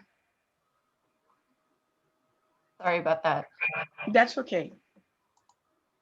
Hi, I'm Ann Dunn. I'm the director of Oakland Animal Services, along with the other shelter leaders that joined me in submitting the letter of support. I just wanted to speak in support of the policy, but also to express our deep gratitude to the staff of the Park District who have been so generous in their time in working with us to really develop a true collaboration. And I want to speak to the efforts of relocation that are occurring right now at MLK. And just to clarify, we really just started that just a couple days ago. So it's going to be an ongoing effort. I want to really give huge thanks to our partners, ICRA and Feral Change, who are doing the hard work. Part of what the partnership entails is getting access to the private properties that are contiguous to the park. And I also want to clarify that our goal in, the idea of TNR is we're never talking about releasing cats back to that area. We 100% support your mission to protect the wildlife. And what we're talking about is through our relocation program to move those cats to other areas. So I just wanted to thank you for considering this. And again, we're really looking forward to a very robust partnership with Park District staff to make this a policy that means that the lethal removal becomes unnecessary. So thank you for your time. Thank you, Ann. Becky Robinson, you have 2 minutes. Hello, how is everybody? Thank you so much for your time. I'm going to try to be very, very brief. My name is Becky Robinson. I'm the president and founder of Alley Cat Allies. Just very quickly, we are the only global advocacy organization.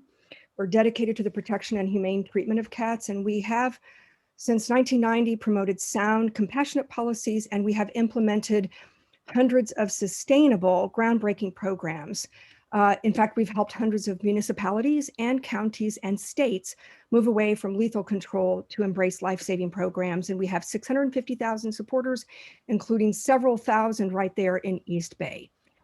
So we're continuing to offer our help for sustainable programs as we've done since December, and to work with you to meet your mission goals. But the fact is, the media reports of unjustifiable cat killing has just not shocked the conscience of your community, but it's received worldwide attention. And what's become clear is that the appropriate process was not followed and that your East Bay Park Board was not informed. The fact is that doubling down on that and creating a formal policy that would continue to allow for and codify shooting and killing of cats does violate. It has violated last year, and it violates the California State Anti-Cruelty Act. The fact remains that we can protect our precious, endangered, and threatened species without a formal policy of premeditated cat murder. First and foremost, we strongly oppose any policy that would allow for the killing of cats found on public lands.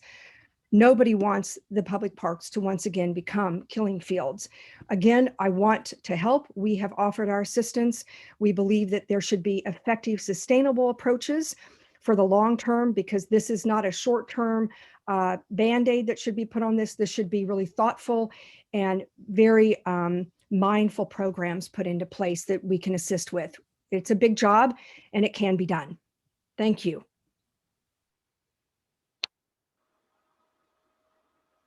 Thank you. Our next speaker is Colleen Patrick Goudreau. If you could let us know what city you're calling from also. Yes, thank you. Welcome. My name correctly. Hi, I'm Colleen Patrick Goudreau. I'm an animal advocate here in Oakland, and I'm speaking on behalf of the East Bay Animal PAC, and I'm just going to reiterate what we already formally sent to you in our letter. So we were obviously very dismayed when we first heard that free roaming cats were being shot by the district. And we appreciate very much that our concern, which obviously is shared by so many, was taken so seriously. And we really do appreciate the district's policies being revised and clarified. So thank you for that. It is such a difficult and complex human-caused problem, and we care about the birds, and we care about the mice, and we care about the cats, and we can care about all of them. And I agree with Colin, no staff member should be vilified, and the cats shouldn't be vilified. This is a human problem that requires a human solution. It's so unfortunate that it has to come to this. I mean, animals being shot and killed unnecessarily in order to address this issue compassionately and effectively, but sometimes that's what it takes. And unfortunately, animals had to die and suffer for it. But we are so encouraged by the collaboration between the district and leaders of animal services and cat rescue groups and experts, and we really appreciate that. So we look forward to seeing this progress, and we look forward to solutions. So thank you for taking it so seriously. Appreciate it. Yeah, thank you. Thank you. Our next speaker is Grant Sizemore.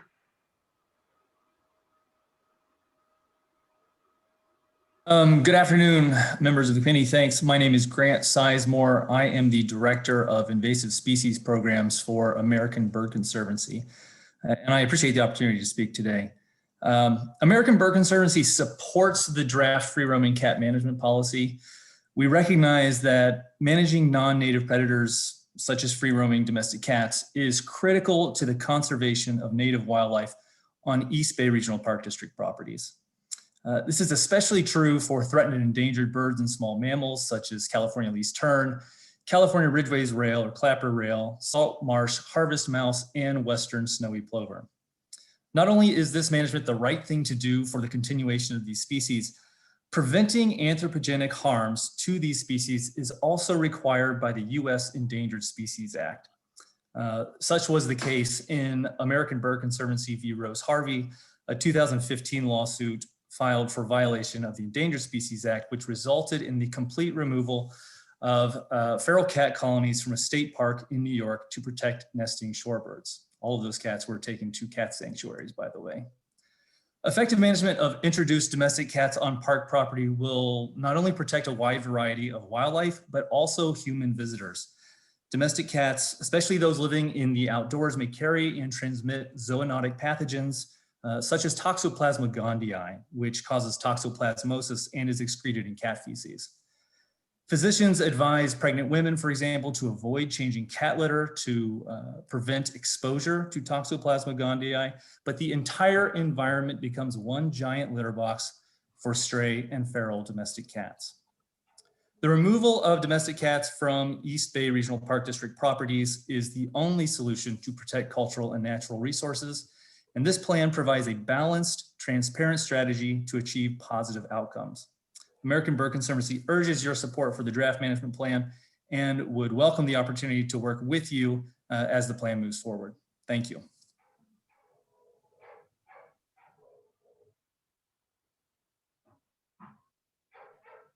Our next speaker is Holly Suzies. Sorry if I mispronounced your name, Holly. There you go. Okay, hi everybody. I'm Holly Kuzy and I live in Brentwood in East Contra Costa County, and I co-founded a cat rescue group called Positively Saving Animals from Euthanasia. And I'm very glad to see the board is reviewing their policy because obviously what happened was inhumane and didn't follow even current policy.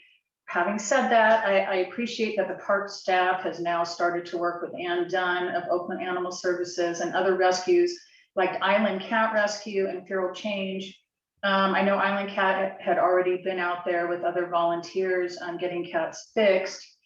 And I'm happy with seeing the policy and I can support all of it except for the part with lethal measures, even if it wasn't done by park staff, which the policy doesn't say that yet. So maybe the policy needs to add, well, removing lethal measures, but that other agencies wouldn't come in.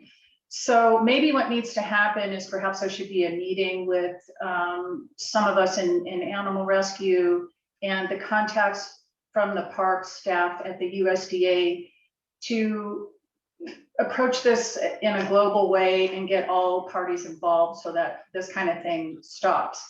And I'm also all for protecting endangered species, so I do understand that issue. And I appreciate the passion of park staff. And so if we put our passions together, there doesn't need to be any shooting ever again, because we can't shoot our way out of this. And it's completely inhumane and it ultimately does not work. More resources need to be dedicated to spay-neuter programs. In most areas, trap, neuter, return is what works. But I am happy to hear about the relocation efforts going on.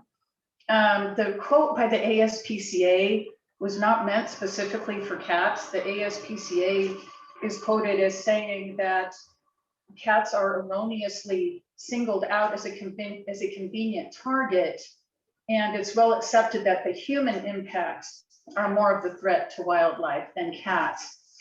Now, as far as realistically managing this issue, I do think there needs to be more buy-in from the community and from the people who are actual caretakers and trappers. So maybe there needs to be just some communication meetings, maybe just a couple of meetings to get a little more feedback. I would like to see more support behind what Oakland Animal Services is leading. And that means getting more buy-in. And also generally, I have to say, having this experience, and I've worked for local governments, feeding bans do not work. People will sneak and feed, and good luck. Our police officers have enough going on to chase around someone who's going to feed a cat. So there's a lot of things we can do together, and I thank the park staff for that.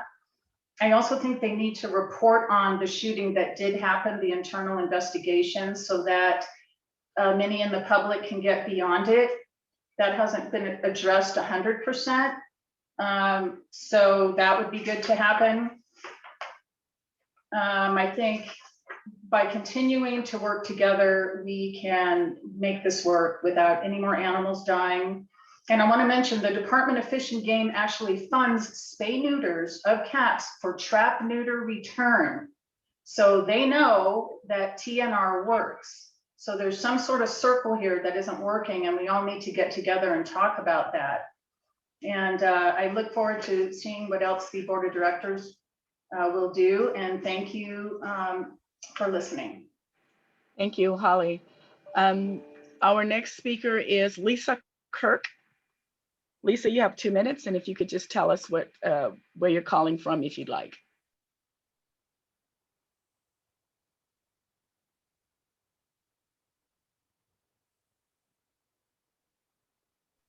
Lisa Kirk.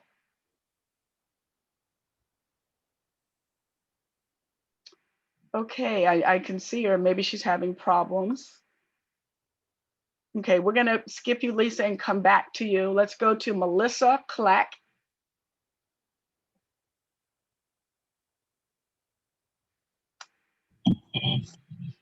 Oh, there you go, Lisa.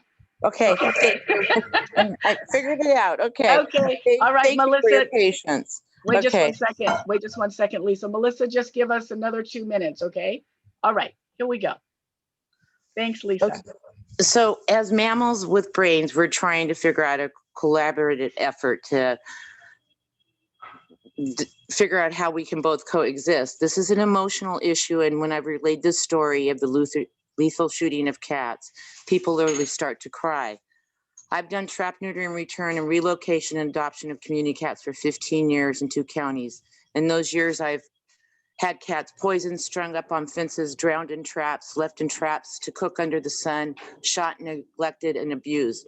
So lethal shooting of these cats did not surprise me. We know that this is sanctioned by the U.S. Department of Agriculture. And I believe until this policy is changed, this will continue. The USDA also experimented on kittens, which there was a public outcry to end that policy. I've included a copy of the East Bay Regional Park Ordinance 820, which speaks to your relationship with animal control officers in animal situations at the park.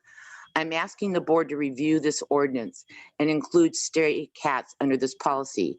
This will help ensure that the public, along with East Bay Regional Parks, will contact Animal Services or Humane Society before lethal shooting of cats. Also under the East Bay Regional Park Police Policy Manual, Section 131272 states injured dogs and cats without owners should be taken to a veterinarian in order to comply with Penal Code 5971.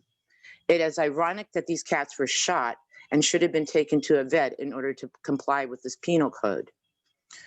Your staff is not trained to assess whether these animals were social or unsocial or microchipped. They're not animal control officers. Most of the cats that were shot were microchipped to a rescue group. That is why they should have been taken to a local shelter for assessment and checked for microchips. Donation money has been put out to help spay and neuter these animals and microchip them. And then that way the Hayden Law would have been complied with. They would have called the rescues or the owners that these cats were microchipped to. During this time that the cats are being trapped and relocated, I'm going to ask for everybody's patience to remain calm and patient. In today's technology, I'm sure that there are cameras, and I'm sure there's going to be people that are going to be food out to prevent people from trapping. And apparently your officers have guns. No shooting should occur at all. The alternative is either that your officers or nonprofits trap the cats and transfer them to the animal shelter, and then you would be complying with the Hayden Law. So much easier than having to record ammunition and guns. Normal cat traps and a can of tuna and a cover, and then to the shelter. And I've included my phone number in my email that if any parks in East Contra Costa County are having an issue, they may contact me. I trap for the Contra Costa SPCA. Thank you. Thank you, Lisa. Our next speaker is Melissa Clack. Okay.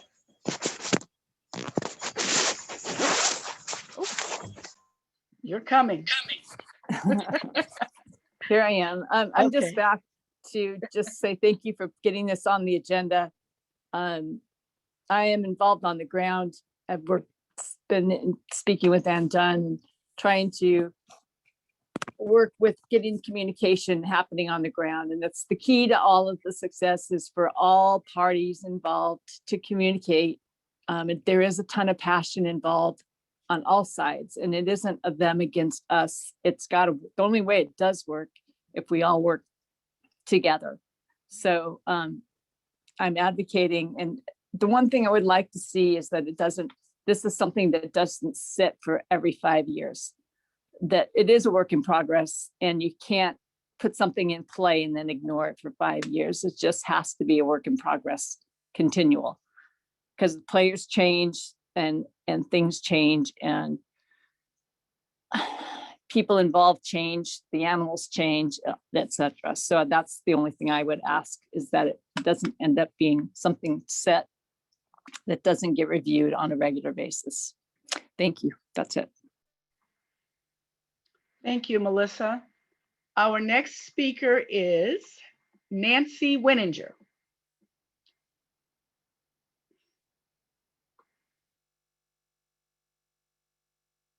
Nancy?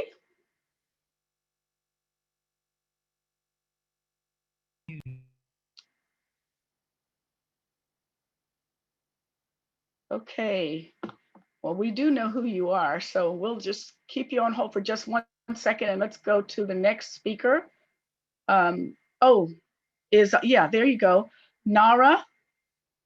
And Nara, I do not want to butcher your last name, Dalbaka. Yes, Dalbaka. Hi. There you go. Okay, you have 2 minutes, ma'am. Could you let us know where you're calling from? Yes, I'm calling up from Lake County today, though I'm born and raised in Oakland. I also serve as chair of the board of Cat Town, Oakland, and I also serve on the board of the East Bay Animal Pack. So I do want to say I was here at the spoke at the full board meeting where public comment was given on the issue. We were pretty dismayed to find out that this was happening, without really the public's knowledge. We have been really encouraged, though, by the response from the district so far in working so collaboratively with the local shelter directors in developing this new plan. I think it's incredibly thoughtful, and so I just want to say that we do stand with the shelter directors, and I couldn't say anything much better than what they said in their letter. As organizations, we're tasked with the protection of the animals in the East Bay, or in the case of Cat Town, to decrease the euthanasia rate for cats in Oakland specifically. So while we stand with our shelter directors, we would hope that the district would consider potential moving further away, or decreasing, and potentially even figuring out ways to not use the lethal modes of control, if at all possible. Hoping that because of these great partnerships that you're doing, and because we certainly pledge our support to our shelter directors and to back them up however they plan to work with the district, we hope you don't get there. And so maybe that won't be an issue, but I think there were some really good ideas mentioned today that could be taken under consideration if you're willing to have this be a policy that gets updated. So thanks for your time. Thank you. We're going to try Nancy Winninger again. Nancy? Hi, good afternoon. Yay, okay. Thank you for the opportunity to speak on this issue. I'm speaking on behalf of the Conservation Committee and the more than 400 members of the Mount Diablo Audubon Society. Hi, Yolanda. I urge the committee to recommend to the Board of Directors the adoption and implementation of the proposed free roaming cat management policy. The staff report thoroughly details the devastating impacts of free roaming cats on several endangered species in the district's shoreline habitats.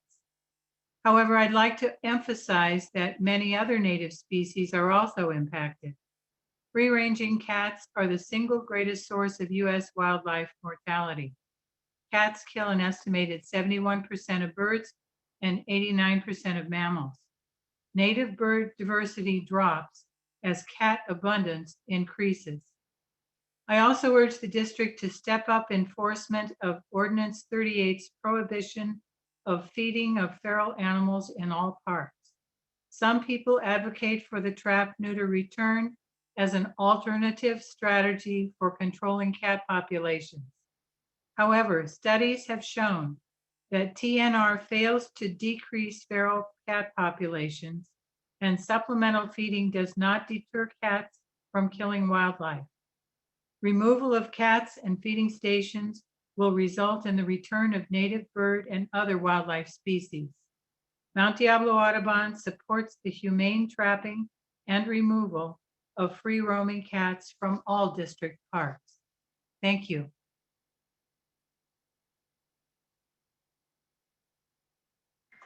Thank you, Nancy. And then I also have on the here, I've got two people and all it says is iPhone.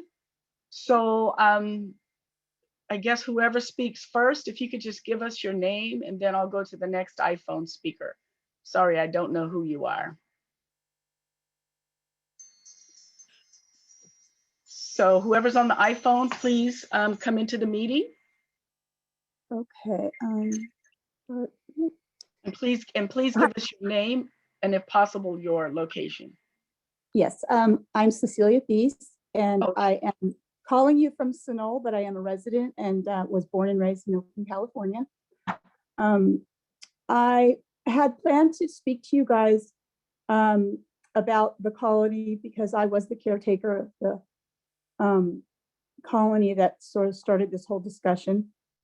But I changed my mind after I read the policy and even just listening to a few of the speakers. I'm really saddened, first of all, that when I started to read the policy, it talked about there being multiple efforts before my cats were shot, and that's not true. I've been sort of on a mission here, collecting all kinds of things. I've been stonewalled by the attorneys for East Bay Regional Parks, and I've gotten enough though to know, and I lived this, that there was no effort to reach out and help me. And I did not feed on parks ever, not a single time. I had permission from my employers in my place of work, and I thought I was doing a great thing. You know, I would thought that I saw this need with these cats, and I reached out to Island Cat Resources, and together we trapped, neutered, and returned cats. We rescued kittens. We got cats that were adoptable out. We did everything right. And it just hurts that nobody has contacted me to investigate this. I was unable to make a police report. I have so much information about what happened, including bags of dead cats being found in the area right after the shootings. And nobody will investigate. And until that happens, nothing that you guys say about anything really is making me feel better, because you had this policy before that you would reach out and you didn't, and then nobody will do anything. And now you're saying the same thing again. And I don't want to waste my time, because I also wanted to bring up a big concern I have about cities in the area that have regional parks that do not have shelters on board to protect these animals. Hayward, I've been told, I've called the shelter myself. They are not part of this agreement. So what's going to happen to the cats in Hayward? Who's going to help them? And are we allowed as caretaker? And I'm not a caretaker for Hayward. What's happened is that because of this story, people have been reaching out to me left and right, wanting help. I was actually helping at the colony that is now the sort of the, what you guys are talking about, the colony that is the example of moving forward. And I just want to say, I know the answer that you guys are all seeking about the feeding, and it is not some secret attempt. It is that restaurant givers in the area are dumping food late at night there. I myself have gone and cleaned up this food, and also been accused of being the one to put it there, which is really crazy. And I also know that the caretaker and I, prior to Dunn going in and telling us that we could no longer do it, were actively removing those cats, because caretakers care about cats just as much as everybody else. And we were stopped. We had actually gotten 5 cats out, and we're far more successful. And we have now been blocked and can't even be part of it. The other, I just, USDA takes over all the cat management in Hayward. And so there's not going to be that step to help the cats there. And there are cats there. And I'm saying this now because I've been told that they're starting to disappear. And I had this mindset that we need to be secretive and try to get those cats out. But here I am in front of all of you people that love cats and want to help. Let's help get those cats, because they're in big trouble. And, they're not there because it's their fault. They were put there or they were born there. And this just breaks my heart. And please, could someone please contact me about the investigation that either didn't happen or just didn't include any input from me, because I need closure. I need to know what really happened with my cats. They were really important to me, but my heart and soul, and worked really hard. And I hate reading that they were hunting, because I have emails that show that somebody went in the dead of night and shot them. And it's vilifying a person. If somebody does something like that to you and they don't answer your questions and they lie about you and say that you were illegally feeding when you had even your boss's praise for doing it, is that really fair to say then that I want the truth to come out? And so now it's vilifying? It's not vilifying someone. It's yesterday I had a park ranger that was involved in this waving in my face. I was walking around looking for Willow, one of the cats. We've really been gone over our time here. Cecilia? And the ranger made fun of me for looking for my cats. And that's all. Thank you. Thank you, Cecilia. Our next speaker is the other person that's on the iPhone that I don't know who that is. If you could come into the meeting. So reminder, we do still have quite a few people that are interested in speaking. We need to be mindful of our time. 2 minutes. And the next iPhone speaker is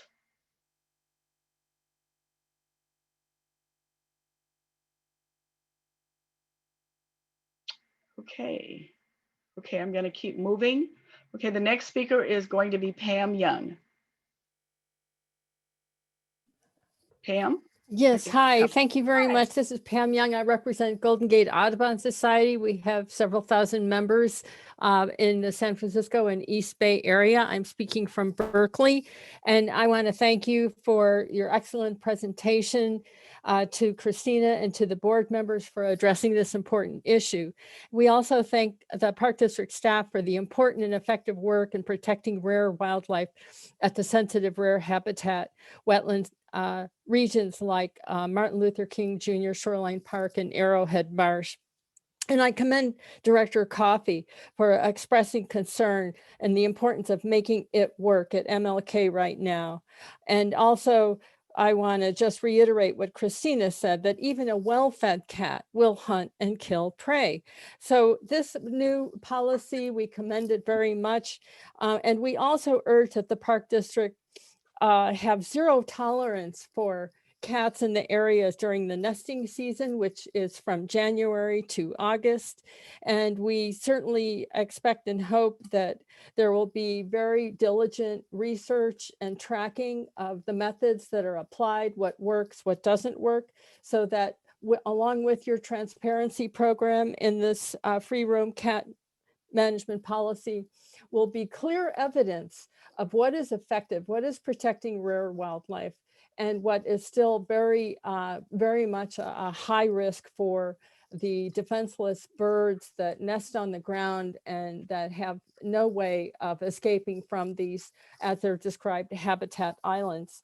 I also just want to add that that all of us need to keep in mind, as you so eloquently pointed out, that once these birds species that are endangered are gone, they're gone forever. And one bird watcher saw 3 cats stalking one Ridgway's rail. So what are the chances that rail can protect itself, particularly when the rail has chicks that are even more defenseless than the parent bird? So thank you very much for considering our comments, and we're happy to help in any way we can. We fully support a humane approach, as humane as reasonably possible, to so effectively managing our parks. Thank you. Thank you. Our next speaker is Peggy Patty. Miss Patty, hope I'm pronouncing your name correctly.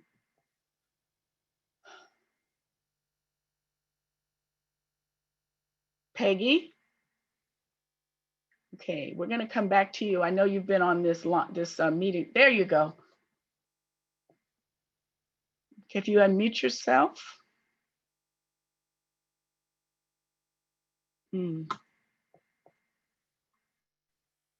There you go. You're unmuted, Peggy. Okay. All right, let's go to the next person. That's going to be, all I have is Richard. Don't have a last name. Richard? Okay, we'll come back to you. Robin Ray?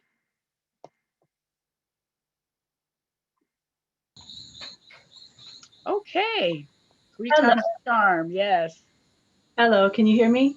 Yes, ma'am, you have 2 minutes. Thank you. Okay, well, thank you for allowing me to speak. I am a little bit of an outsider. I'm originally from the San Jose area, but I currently am calling you from Costa Rica. But I have been this is really like really passionate for me, because I have been a feral cat caretaker for many, many years. 5 years in Los Angeles and in many different colonies, feral colonies in Los Angeles, and almost 10 years in Hawaii. Hawaii also had the issue, they were fighting with us about the cats and the endangered species of birds. So this is quite familiar to me in having to deal with that there. And I'm going to make this short because I am kind of an outsider and I don't have as much expertise to say. But one thing that really bothers me in this whole presentation is how we keep blaming the cats. And to me, it's the humans are the main problem in all of this issue, and most all of this issue. The humans are causing the habitat encroachment. We've already said that. Humans cause most of the habitat loss. And with the cats, the problem with the cats that I've seen in the colonies is humans dumping off the cats. We had so many, the cats get kittens, unwanted kittens, cats that people can't get rid of, or they're moving and they leave them behind. They see a few cats in an area that are being maintained in a colony, and they leave their cats. And those cats it's not their fault that they've been left there. It's not their fault if they're born there. These cats are innocent victims. And the other thing that bothers me with this is the feeding ban. That's a big, big deal, because cats need to eat, just like anything needs to eat. If you're not going to feed them and give them a source of regular food, they're going to kill something. They're going to get something. They need to eat something. And we can't just blame the cats because they're killing a bird. And I know it's been said that, well, even well-fed cats will kill birds. That's very rare. And I mean, I'm living in the middle of the jungle right now, and I have 10 cats that live with me in my house. They're indoor, outdoor cats. there's birds all over here, and they never kill a bird. They kill a rat before they kill a bird. Anyway, I'm going to try to make this shorter, but I'm so sorry. I just wanted to give my perspective on that and just say how this just breaks my heart that we keep blaming the cats, and the cats are not the criminals, they're the innocent victims, and we need to put their you know, their interests in mind as well. And as I do appreciate your work with the birds and everything else, and I appreciate your time with all this, and thank you so much, and have a beautiful day. Thank you. Our next speaker is Royson Mulligan. You have Hi, 2 minutes, thank you. For 2 minutes. Thank you. Okay. Yep, my name is Roisin. I am currently representing in defense of animals in the community cats department. I am based outside of California at the moment, but I did write the alert that gained just over 14,000 signatures demanding for a permanent end to the cat shootings that took place in the fall. First of all, I want to thank the board for the participation today, for the moratorium on the cat shootings, conservation efforts, and also the collaboration with animal services. I think that is really important, and I applaud your efforts on that.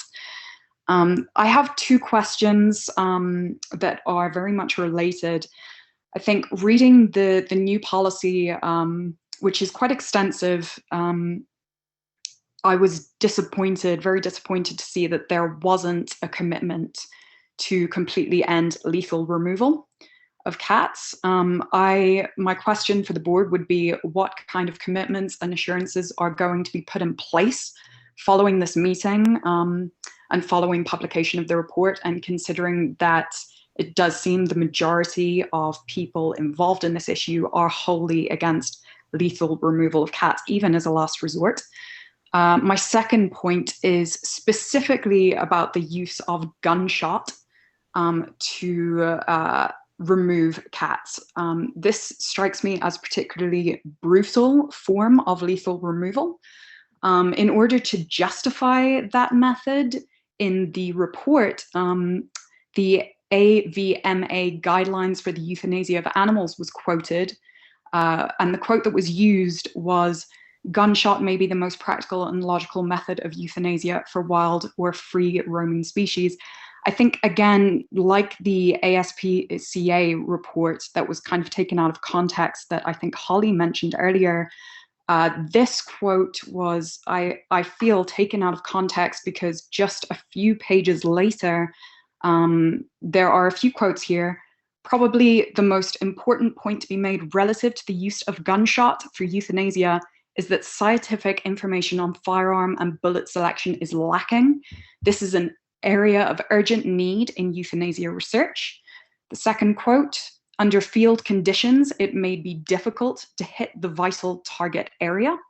And the third, and I think most important quote, "Gunshot is not recommended as a routine approach to the euthanasia of dogs, cats, or other small animals, and should not be used when other methods are available and practicable." I think this really kind of spells out that there is a need for even this revised policy to be revised even further, since the data and the scientific evidence that is being used seems in some cases to be taken out of context in order to justify shootings.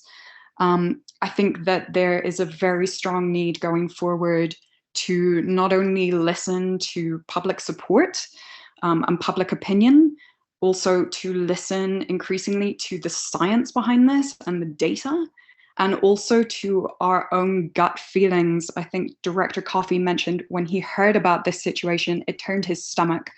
And I think that those are the kind of instincts that we do need to pay attention to and not dismiss, because I think that will affect the reputation and the perception of the Park District going forward.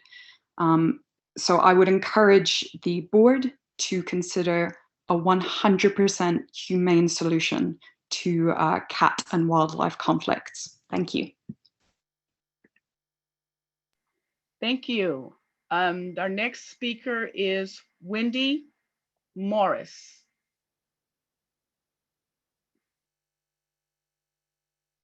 Wendy?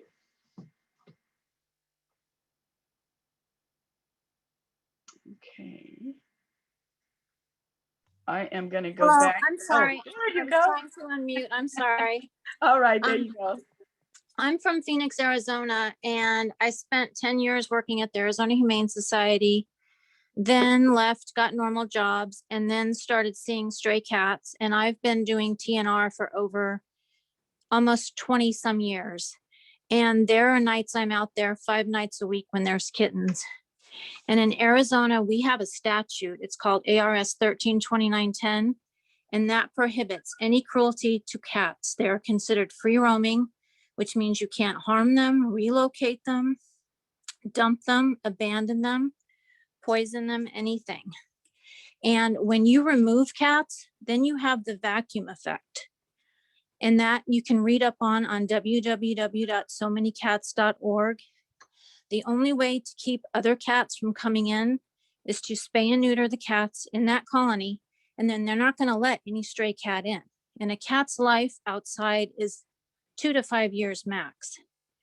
And I've got cats that by my house, by the canal that I saw fixed, I have never once seen a dead bird. Cats play with lizards. If they're fed by a caretaker, for instance, mine, they're waiting for me every night when I feed them at a certain time. They come waiting for me. I've never once found anything dead over there. I mean, and I do have a stray cat around my house, and once in a while, yeah, I've seen a bird. But that's probably because it was sick and it didn't get away. But cats that are fed on a normal basis are not going to sit there and do that. There are people that take them for barn cat programs to get the mice and the rats, etc. But killing them, that is just, you're just going to have more cats come. And again, this was a human caused issue. People are the ones that don't spay and neuter their animals and dump them. And here in Arizona, in order to turn in an animal to a shelter, you have to go online, call, and you're waiting anywhere between 2 weeks to months for a turn-in date to turn in your animal. And the majority of people don't spay and neuter their pets. They're just dumping them outside. So, and those cats that I heard about that were shot and killed were already fixed. They were done TNR. And it's a lot of work. I am out there just Tuesday. We left at 6:30, got back almost 11 p.m. Okay. I'm not doing this for the fun of it. I am trying to prevent births and trying to prevent harm to cats, but it's a lot of work to trap, neuter, return. You've got to plan with the people, whoever you're trapping for, not to feed. You've got to plan to get appointments ahead of time. Then once you release them, you know, you've got to clean all the traps. I mean, it's a lot of work. And to just sit there and shoot the cats, I mean, it's just not effective because you will have more cats show up. And this thing about the birds, I just don't get that, because you need someone that's going to be there at a certain time every day, a rotating shift, feed them, clean up the cat poop, and then you're not going to have a problem.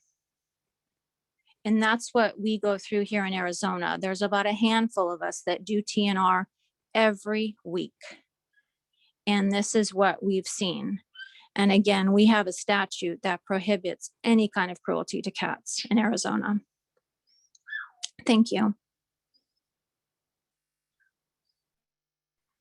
Thank you, Wendy. And I'm going to go back to, there's the iPhone person, and then I have Cassidy Schulman, and those are the only 2 speakers that are left. So the person who has the iPhone, if you could unmute and come into the meeting, if you're going to comment. I believe that's me. Okay, me, what's your name? Hi, I'm so happy to be speaking just behind my dear friend, Wendy, who traps with me on a very regular basis. We're both extremely passionate about what we do. We both have full-time jobs, but the minute that we disconnect from our daily job. We're out there trying to make the world a better place for these cats. What I'd like to express is that this is not a local issue. It's not an Oakland issue. Now there's a global platform that people are going to be looking to at Oakland and how they decide to proceed with this horrible, horrible event. And if it's not an amenable way of moving forward and showing the world how to handle these situations globally, I fear for these cats. I fear for humanity. I myself have placed so many cats from the streets into homes, and these people's lives are changed. I get daily photographs and comments how these cats have changed their life and are gracing them with joy and love and comfort. And that's what these cats do for me. I know that this is what they do for Wendy, for all of us who are out here in a TNR effort to just make a better world for these cats. I also maintain a colony in an apartment complex that's so run down. People will move out, they'll abandon their cats. Again, to the point of a well-fed cat, I feed my cats twice a day. They sit and wait for me. They know I'm coming. I've never found a bird, and there are plenty of them. We've got pigeons galore and all sorts of other little cute little what I call McDonald's birds. I've never seen one at my colony where I feed my cats.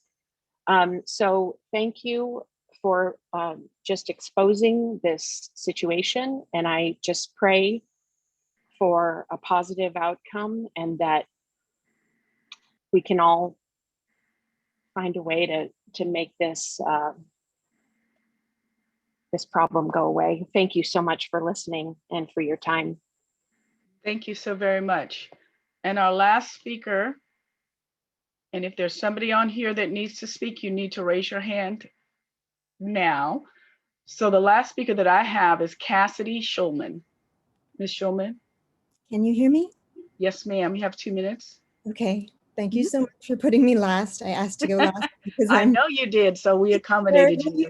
Terribly afraid of public speaking. You can do it. Thank you. You're always very kind. Yeah, I probably won't be very coherent, and I certainly am nowhere near as knowledgeable or as experienced as basically anyone else who has spoken. I am the person who started the change.org petition, and I want to emphasize that I am not speaking on behalf of the 68,500 people who signed it. They are all individuals, and they fall in all different areas of the spectrum of this complex issue. So I'm only speaking for myself. For myself, I am heartbroken that the new policy does not include an outright ban on future cat killings. However, who was it? Was it Voltaire who said, the best is the enemy of the good? I don't want to turn my back on the many wonderful things about this policy. I was hoping that the district would include rescue groups and shelter organizations, and the policy that you've put in place that mandates that these organizations be contacted before anything else is done, it's more than I could have hoped for in that respect. So I am very appreciative of the effort that's gone into this. I do hope that that everyone gives it a chance to succeed. It's new territory for everyone. I know it's scary for the parks because the endangered species matter to you the way that the cats matter to these other people. And you also care about cats, and the cat people also care about endangered species. Oh my goodness, my dog's gonna interrupt. yes, we need to stop blaming the cats, and we need to stop blaming each other. I understand Director Coffey feeling genuinely hurt by seeing his own people vilified, and I felt genuinely hurt by seeing Tiffany and Cecilia vilified, even though I don't really know them. As Cecilia said, she was trying to do a good thing. I do believe that biodiversity is important. I absolutely support, and I'm not speaking for everyone else because I know that some of my petitioners will hate this. I do support the humane removal of the cats who are close enough to these areas to threaten those species. We can't lose them. There are so few, and it's our fault as humans, and we have to do whatever we can. That does not include killing cats. I am, however, I'm a staunch supporter of TNR. I'm not saying that the cat should be returned to this area, but we can differentiate between saying TNR is bad, it's ineffective. It's controversial, and it's true that you can find some studies that show that it fails. It does fail sometimes. That's normally due to a lack of resources, volunteers, and community support. It requires tremendous effort to consistently manage a colony responsibly and meticulously. This colony that was eliminated, it truly was managed responsibly and meticulously. It is so unfortunate what occurred that brought us to this point, but I hope and I truly believe that good things can come out of it, and I just hope that everyone gives everyone else a chance. I guess that's it. Thank you. You did it. Congratulations. Thanks. Okay. Okay, everyone. I do not have any more speakers, Director Coffey. Where are we at then in terms of the email or voicemail summaries? Did we all already get that in? I believe Christina is on. Thank you, I'm not Director. sure. Thank you, Director Coffey and Yolanda. You're welcome. Most of the emails many of the speakers we've heard from today, and many of the emails were form letters or repetitive. However, we did pull out a few of the emails that we felt were unique and had not been represented by the comments today. Thank you. I was going to quickly summarize those. Thank you. Thank you. The first comment is from Celeste Kassler. She writes that I would like to express my concern about the unnecessary killing of these cats. In my studies, it always comes down to the true culprit, the various carbon prints left by humans. It is usually pollution, chemicals, or encroachment, destroying of needed habitat. I believe a better solution, instead of killing cats, would be a TNR program and caregivers who can monitor the colonies daily. Next comment is from David Flores. David writes, you need to take a look at what Long Beach has done in managing its cat population. I assume that's Long Beach, California. Incredibly successful, humane, and cost-saving methods have allowed the city to manage the stray cat population without blowing them away. The next one is from Diane Shaw from Fremont. Dear board members, as an alarmed citizen, I urge you to reject the proposed free-roaming cat management policy. The proposed policy would still allow for lethal control of cats in the community, which must be eliminated as an option altogether.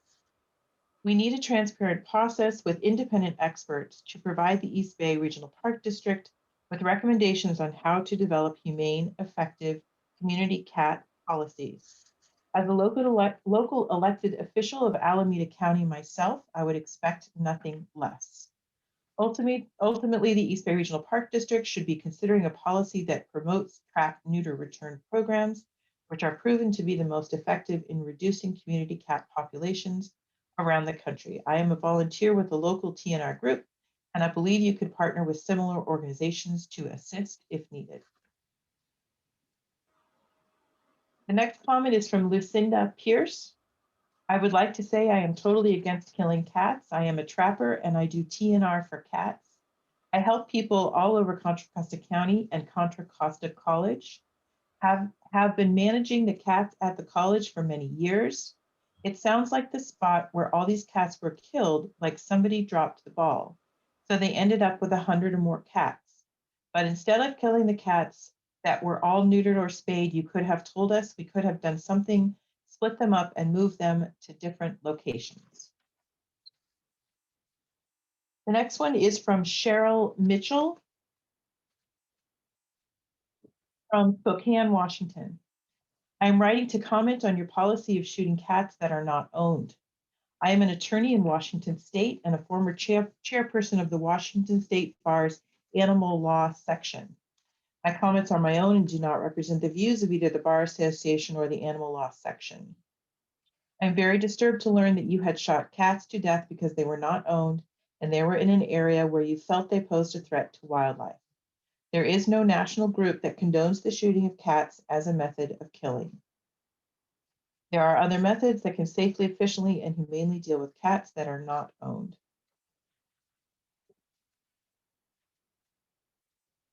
Next, from Peter Wolf, from the Best Friends Animal Society, located in Atlanta, New York, Utah, Houston, and LA. I'm not sure where this gentleman is from. District staff and board members continue to suggest that this unfortunate incident might at least pave the way for future collaborations with the area's many animal shelters and rescue groups. However, Park District records show that staff have transferred numerous animals to such organizations over the past couple years. Cats and kittens, dogs and puppies, rabbits, and even a pig as recently as November 2020.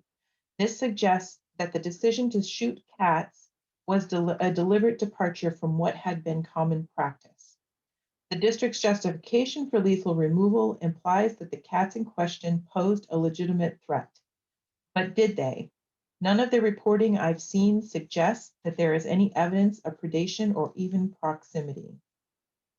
Now that their actions have been made public, the district seems more concerned about changing the conversation than ending its practice of lethal removal. I encourage the board to give this issue the attention it deserves with a detailed investigation into the 2020 shootings.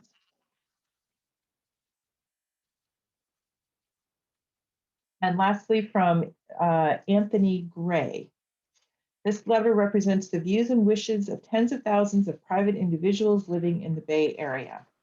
And this gentleman represents In Defense of Animals, so I will be brief because we've heard from these folks. As you know, at least 18 homeless cats have been shot and killed recently in the East Bay Regional Park District in Oakland, California, before they were given the opportunity to be rehomed.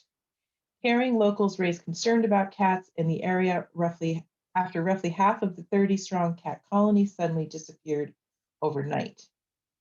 We disagree that with the notion that the first action taken should be killing, especially when there are other viable options at your disposal. This letter is from Sandy Cooley. No location is given. I am writing to add my opinion on the Park District's free roaming cat management policy. I appreciate the effort your department has expended to formalize and document its policies in this area. Cats and other predators can have potentially devastating impacts on birds and other animals, yet research has shown that cat eradication is not a realistic option on anything but the smallest scale. Removal short of eradication has no benefit and is not effective. I believe we all seek a shared goal to mitigate harm while stabilizing cat populations in a humane way. Trapping cats often results in the survival of the fittest and the most savvy cats rather than full eradication. It appears that the Park District has secured buy-in and assistance of animal control services as well as volunteers to find alternate paths and outcomes for cats that may put endangered species at risk. I applaud these efforts and respectfully request that the option to euthanize or shoot and kill cats be removed as more humane options exist. The next one is from Susan Riggs from the American SPCA. the Society for Prevention of Cruelty to Animals. Dear President Coffey and members of the committee, on behalf of the American Society for the Prevention of Cruelty to Animals, I'm writing to clarify our position regarding the management of community cat populations in ecologically sensitive areas. Founded in 1866, the ASPCA was the first humane society to be established in North America. The ASPCA supports humane, lawful, and effective strategies. The ASPCA does not support the management of cat colonies and the ASPCA does not support the management of cat colonies in ecologically sensitive areas. In such cases, the ASPCA recommends relocation of community cats, or in the case of socialized friendly cats, their placement in a new home whenever possible. After the cats are removed, exclusionary measures and deterrents should be put in place to prevent immigration of new cats to the area. In no case, however, should cats be shot or otherwise dealt with by lethal means. Given that the areas within the Park District's jurisdiction are ecologically sensitive, we believe that relocation and the use of exclusionary measures is justified. And I do have one other letter that I was not able to print out, so if you'll indulge me for one moment.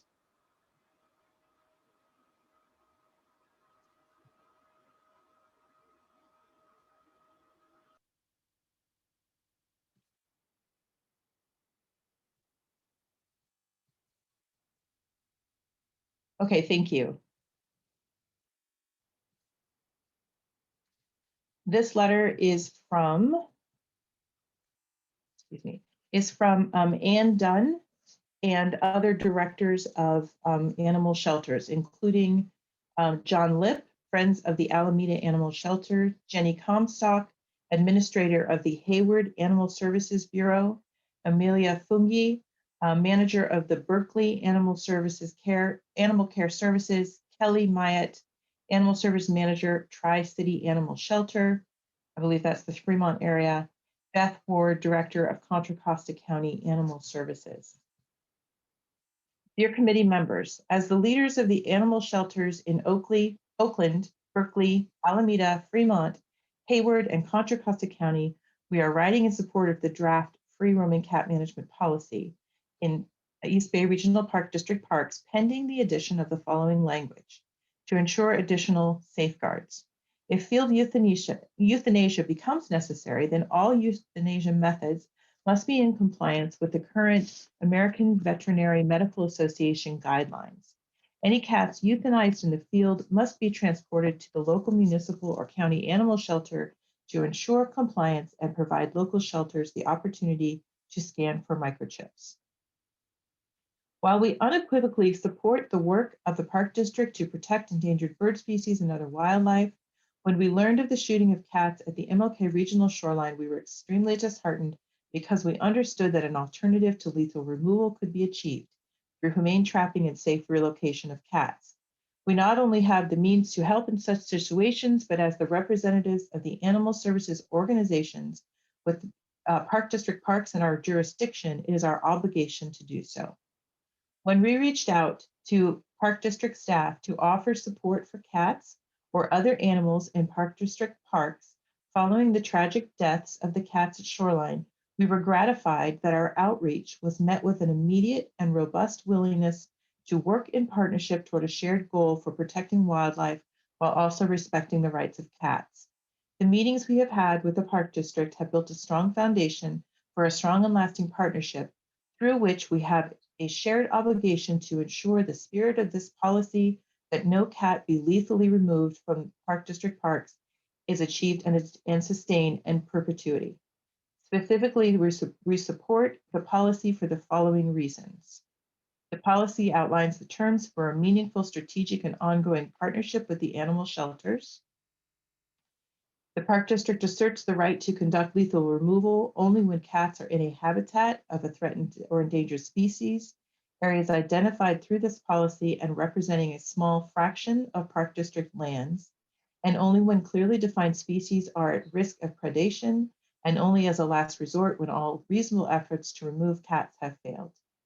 The Park District proposes to enact multiple safeguards to make lethal removal unnecessary. including requiring that Park District request intervention by the appropriate animal shelter, provide the necessary time for the shelters to coordinate with cat caretakers and the shelter's cat rescue partners to undertake efforts to humanely trap and remove the cats. Additionally, the Park District commits to management review of Park District staff determinations should efforts to safely trap and remove cats fail. The Park District recognizes that cats in their parks could be lost cats who may have caretakers searching for them.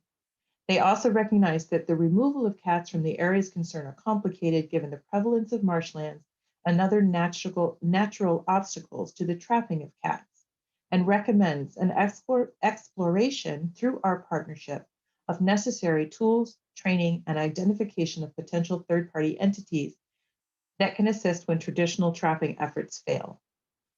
Policy addresses the core issue of animal abandonment that leads to the need for removal of cats from parks by committing resources for enhanced signage, outreach, and community education.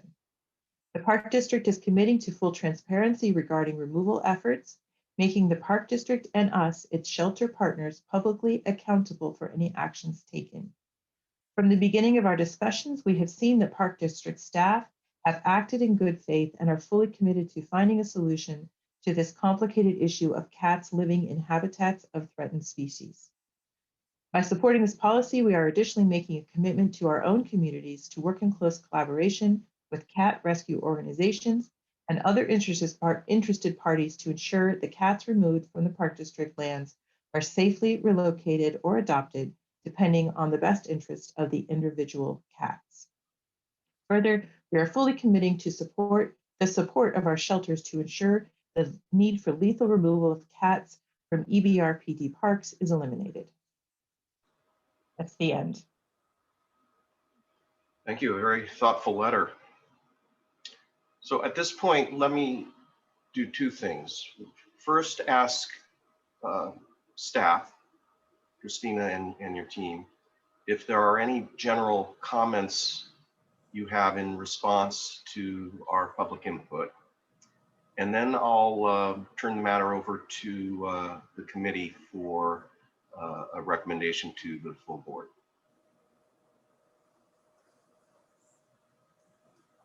Dr. Alvarez, you're muted.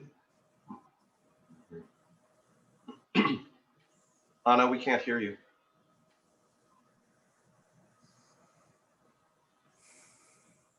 Director Alvarez, that has happened to you. I mean, DGM Alvarez, that has happened to you before. I think you need to call back in and reset.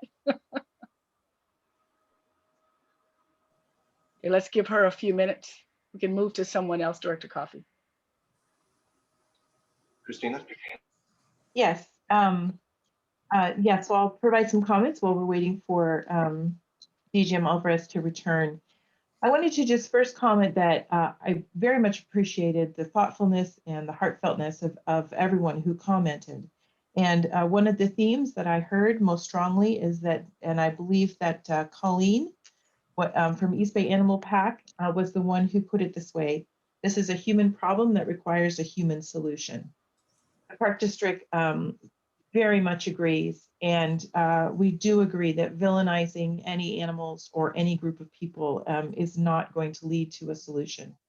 So we very much appreciate all of the offers of help. There's clearly a lot of expertise, a lot of passion, a lot of energy among everyone on this who's participated today to help us find other ways to protect both cats and the endangered species that we are charged with ensuring their survival. I wanted to respond to a couple of specific comments that were made. The policy, a comment was made regarding other non-lethal methods of removal, including tranquilizers and possibly other efforts. The Park District is certainly interested in those, and if you see in the policy, we do make a commitment to work with the animal shelters to make sure that we are aware of the latest science and all of the various methods that might be available to us. I also heard someone indicate that we should look at the individual cat behavior and that all cats are not the same. Again, we certainly would be interested in doing that and would be looking to our partners with the animal shelters and volunteers to help us do that. Trapped cats should be relocated, and I believe there is a commitment. There is a commitment from the Park District that if cats can be trapped, they will be taken to an animal shelter, and those shelters have committed to working together, collaborating together to be sure that those cats can be safely rehomed as possible. And I think in general, if cats can be trapped, then we have a solved problem. It's really the challenge is when we have many cats and we just are not able to be successful trapping them all. So again, we're looking forward to working with the animal shelters and other experts to increase our expertise on trapping efforts. Let's see. I believe that is the bulk of my responses. And I guess the final response would just be that while we do these efforts, there are seasons that our endangered species are particularly at risk. It's during high tides in the winters and during breeding season, which is starting now through the spring.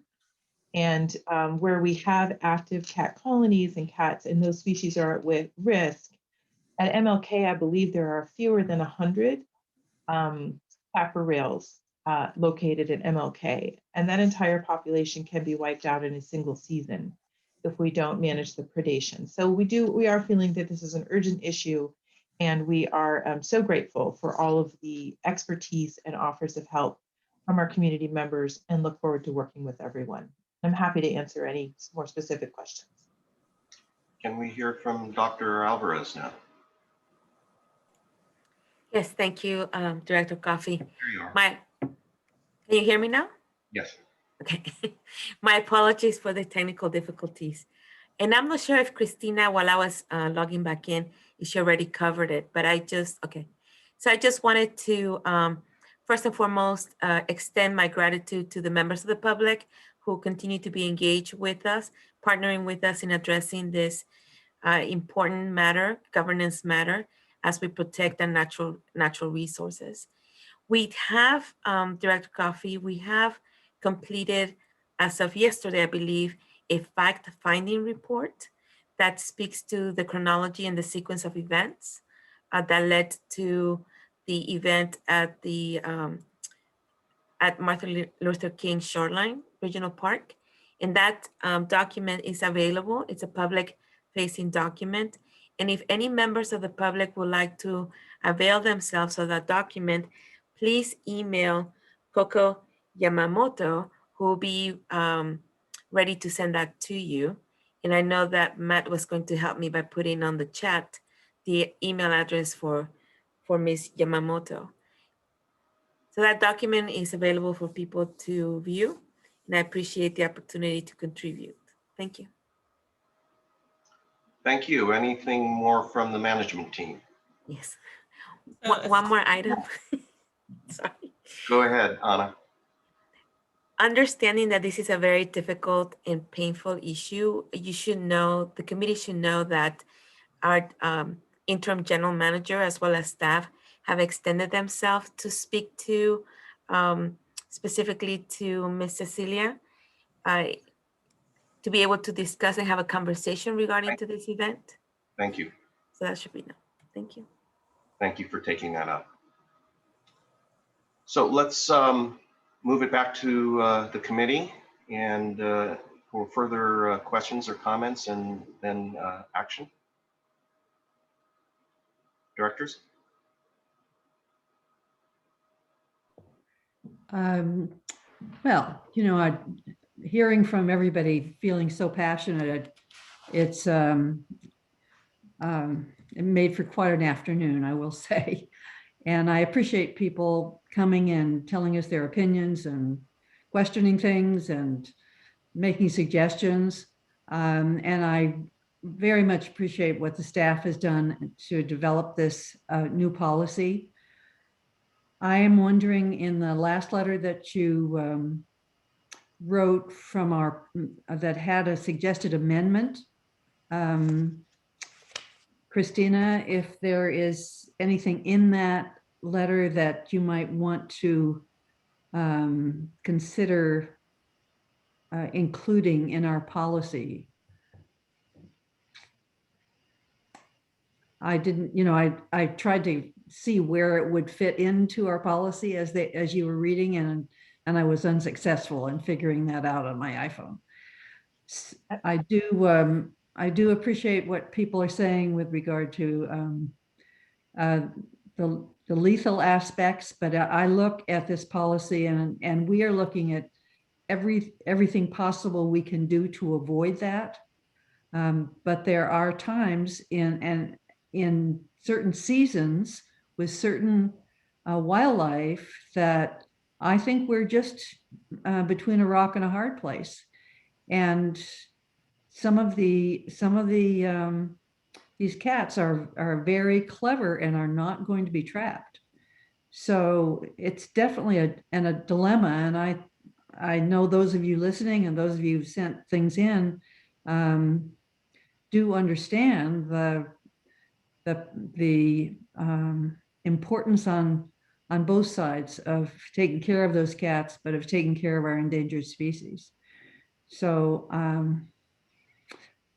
I guess that's all I have to say at this point. We will, unless we need to do some amendments to this policy, it will go to the board for a final adoption, and people will have another chance to weigh in at that time. So thank you all for coming and speaking to us. Director Waspy. Yes, thank you. Well, first off, I want to thank the staff for doing a great report, or an excellent report, very thorough. I want to thank all of the people that had all this emotion and knowledge and their input. I appreciate that. As I think Colin said, this is a challenging, painful issue. And but I think there are some things that as a park district governing body, we need to remember. And our job is to protect wildlife in parklands. We get lots of mitigation funds for restoration, habitat restoration. We accept these funds, and we also take on the responsibility of protecting endangered and threatened species. It puts us in a terrible quandary, but it is our charge and it is our job. It seems to me that the trapping, from what I'm hearing, the trapping efforts are failing. We don't have any desire to kill any animals or anything. That's not what we do in the park district, or it's not what we want to do in the park district. But if we can't trap these cats, I personally think we need that option. Lethal control is definitely a last resort. I'm totally opposed to it, but I'm also totally opposed to wiping out threatened and endangered species, which we spent millions of dollars and lots of effort and sweat and tears of many stewardship people that have worked hard throughout the years to create these habitats and try to bring these species back. I agree it's a human problem, but who's going to stop someone? I mean, I think you're a despicable individual, in my opinion, if you dump a cat in a park, or you're incredibly naive to think you're, quote, setting free a cat in a park. I was a park ranger for many, many years and worked for the park district for 36 years. I've lived in park residences. I've had feral cats dumped in parks that I've worked in and lived by. It's a terrible, terrible life. You become food at that point. And anecdotally, I personally live next to Lake Chabot Park right now. There are no feral cats in Lake Chabot that I'm aware of, simply because there are so many coyotes there. And I'm not making light of that. That's just the fact of life. And it's a terrible, terrible thing to be dumping cats in parks. I think that Enforcing no feeding and no cat colonies would help. That's a way with dealing with humans that are creating this, feeding cats, creating these colonies. I don't think they have a place next to our endangered species habitats. I applaud the efforts of the agencies that have agreed to collaborate and work with us to try to do the best we can to trap them and find homes for them. I do believe in trapping and neutering. I don't believe in returning them to anywhere near a park. We can find other places to do that. And just, as I said, I think lethal control is should be the last resort. And I hope that through our studies and our collaborations that we can eliminate that. And that's, and I look forward to a debate by the entire board of directors of the Park District. Christina? Director Coffey, just a brief response. Just to clarify for Director Waspy that the trapping efforts at Martin Luther King are very recent. We've just started those efforts. And so as Ann Dunn indicated, we are still very optimistic that we will be able to, in collaboration with our partners, in this particular instance, trap cats. So I very much appreciate your comments and agree with them. I just wanted to make that clarification that that's an ongoing effort. Thank you. So along those lines, as I mentioned earlier, I view what's going on at MLK as a indicator of what level of success we will have. And I appreciated Ann Dunn pointing out that this has just gotten underway. But apropos of watching this policy, this very much better and enhanced management policy, I'd like to see a report back to the committee on how it's working out at MLK, so that the board and our public can experience this experience we're going to go through that test this policy. And I, with my colleagues, were very heartened by the offers of assistance and help and ideas about trapping or alternatives to trapping. I'm hoping we all will explore. I took a lot of notes, Christina, but I think what I'll do is go over them with you offline. And yeah, I would consider the suggested wording and whether it fits with our policy that we got from the shelter agencies. We're not going to be conducting lethal practices anymore. I mean, that's in the policy. So I'm hesitant about putting in standards about how you euthanize the animals when we're not going to be doing the euthanizing. It's ultimately going to become, as I said, some other agency when we reach the last resort prospect. And that's why I think it's kind of a false promise. Frankly, if we promise that lethal means will not ever be used, because someone else is going to. The federal land management people will step in if we're not protecting the habitat properly. So I'd also like to look at language to enhance, as I said earlier, the transparency of when and where we reach a point where we're about to approach last resort status. I'd like to assure some means that the general public will know of the issue so that we can, again, get the kind of help that we're being offered here today and over the last couple of months. Give that some thought if you could. Lastly, I had a thought, again, we've talked a lot about the success and effectiveness of our habitat managers and what a great job they do in preserving species that are endangered. My thought is it'd be great if a lot of these folks that are talking to us could actually get to know these folks and familiar with the great work they do. And I've been able to take field trips out and see what they do with along our various shorelines. And It occurs to me that someday we'll be able to give those programs again, those public programs that routinely would be advertised in the regional nature.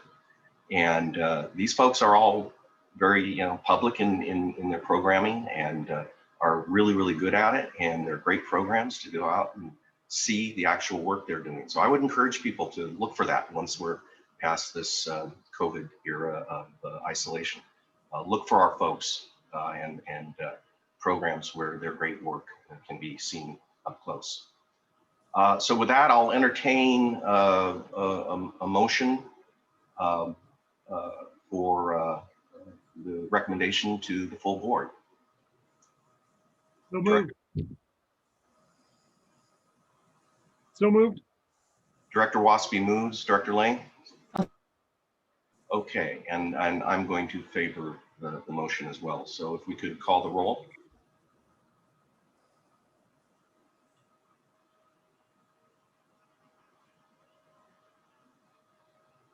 Sorry, I'm not entirely sure what that means.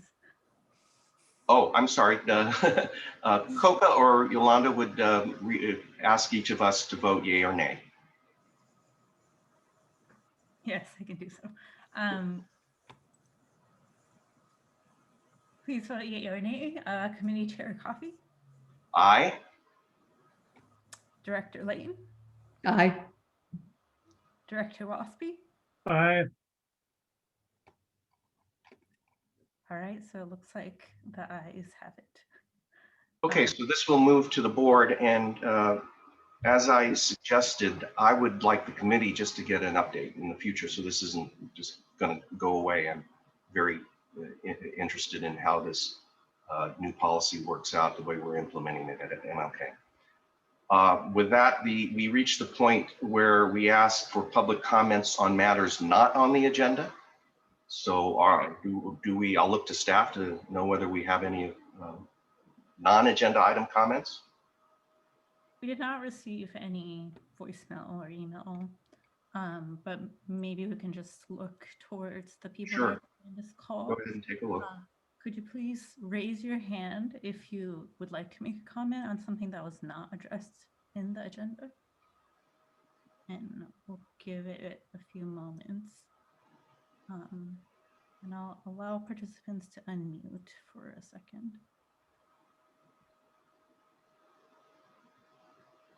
Okay, I'm not seeing anything. Okay, so having no non-agenda item comments, I'll ask my colleagues, Director Lane or Waspy, whether you have any final comments before we go to adjournment. I do think we need to have a conversation about what subjects we'll be covering in 2021. I mean, we normally do that at this first meeting, but I know we had a large topic today. So I would anticipate that either you send us something or that for sure it appears on our next at our next meeting.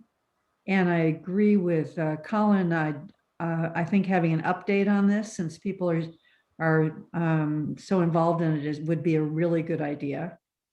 And again, I do anticipate that we'll have an item on our cultural resources each time, as well as the natural resources. Thank you, Director Lane. We can certainly do all of that. Anything, Dennis? Director Waspy?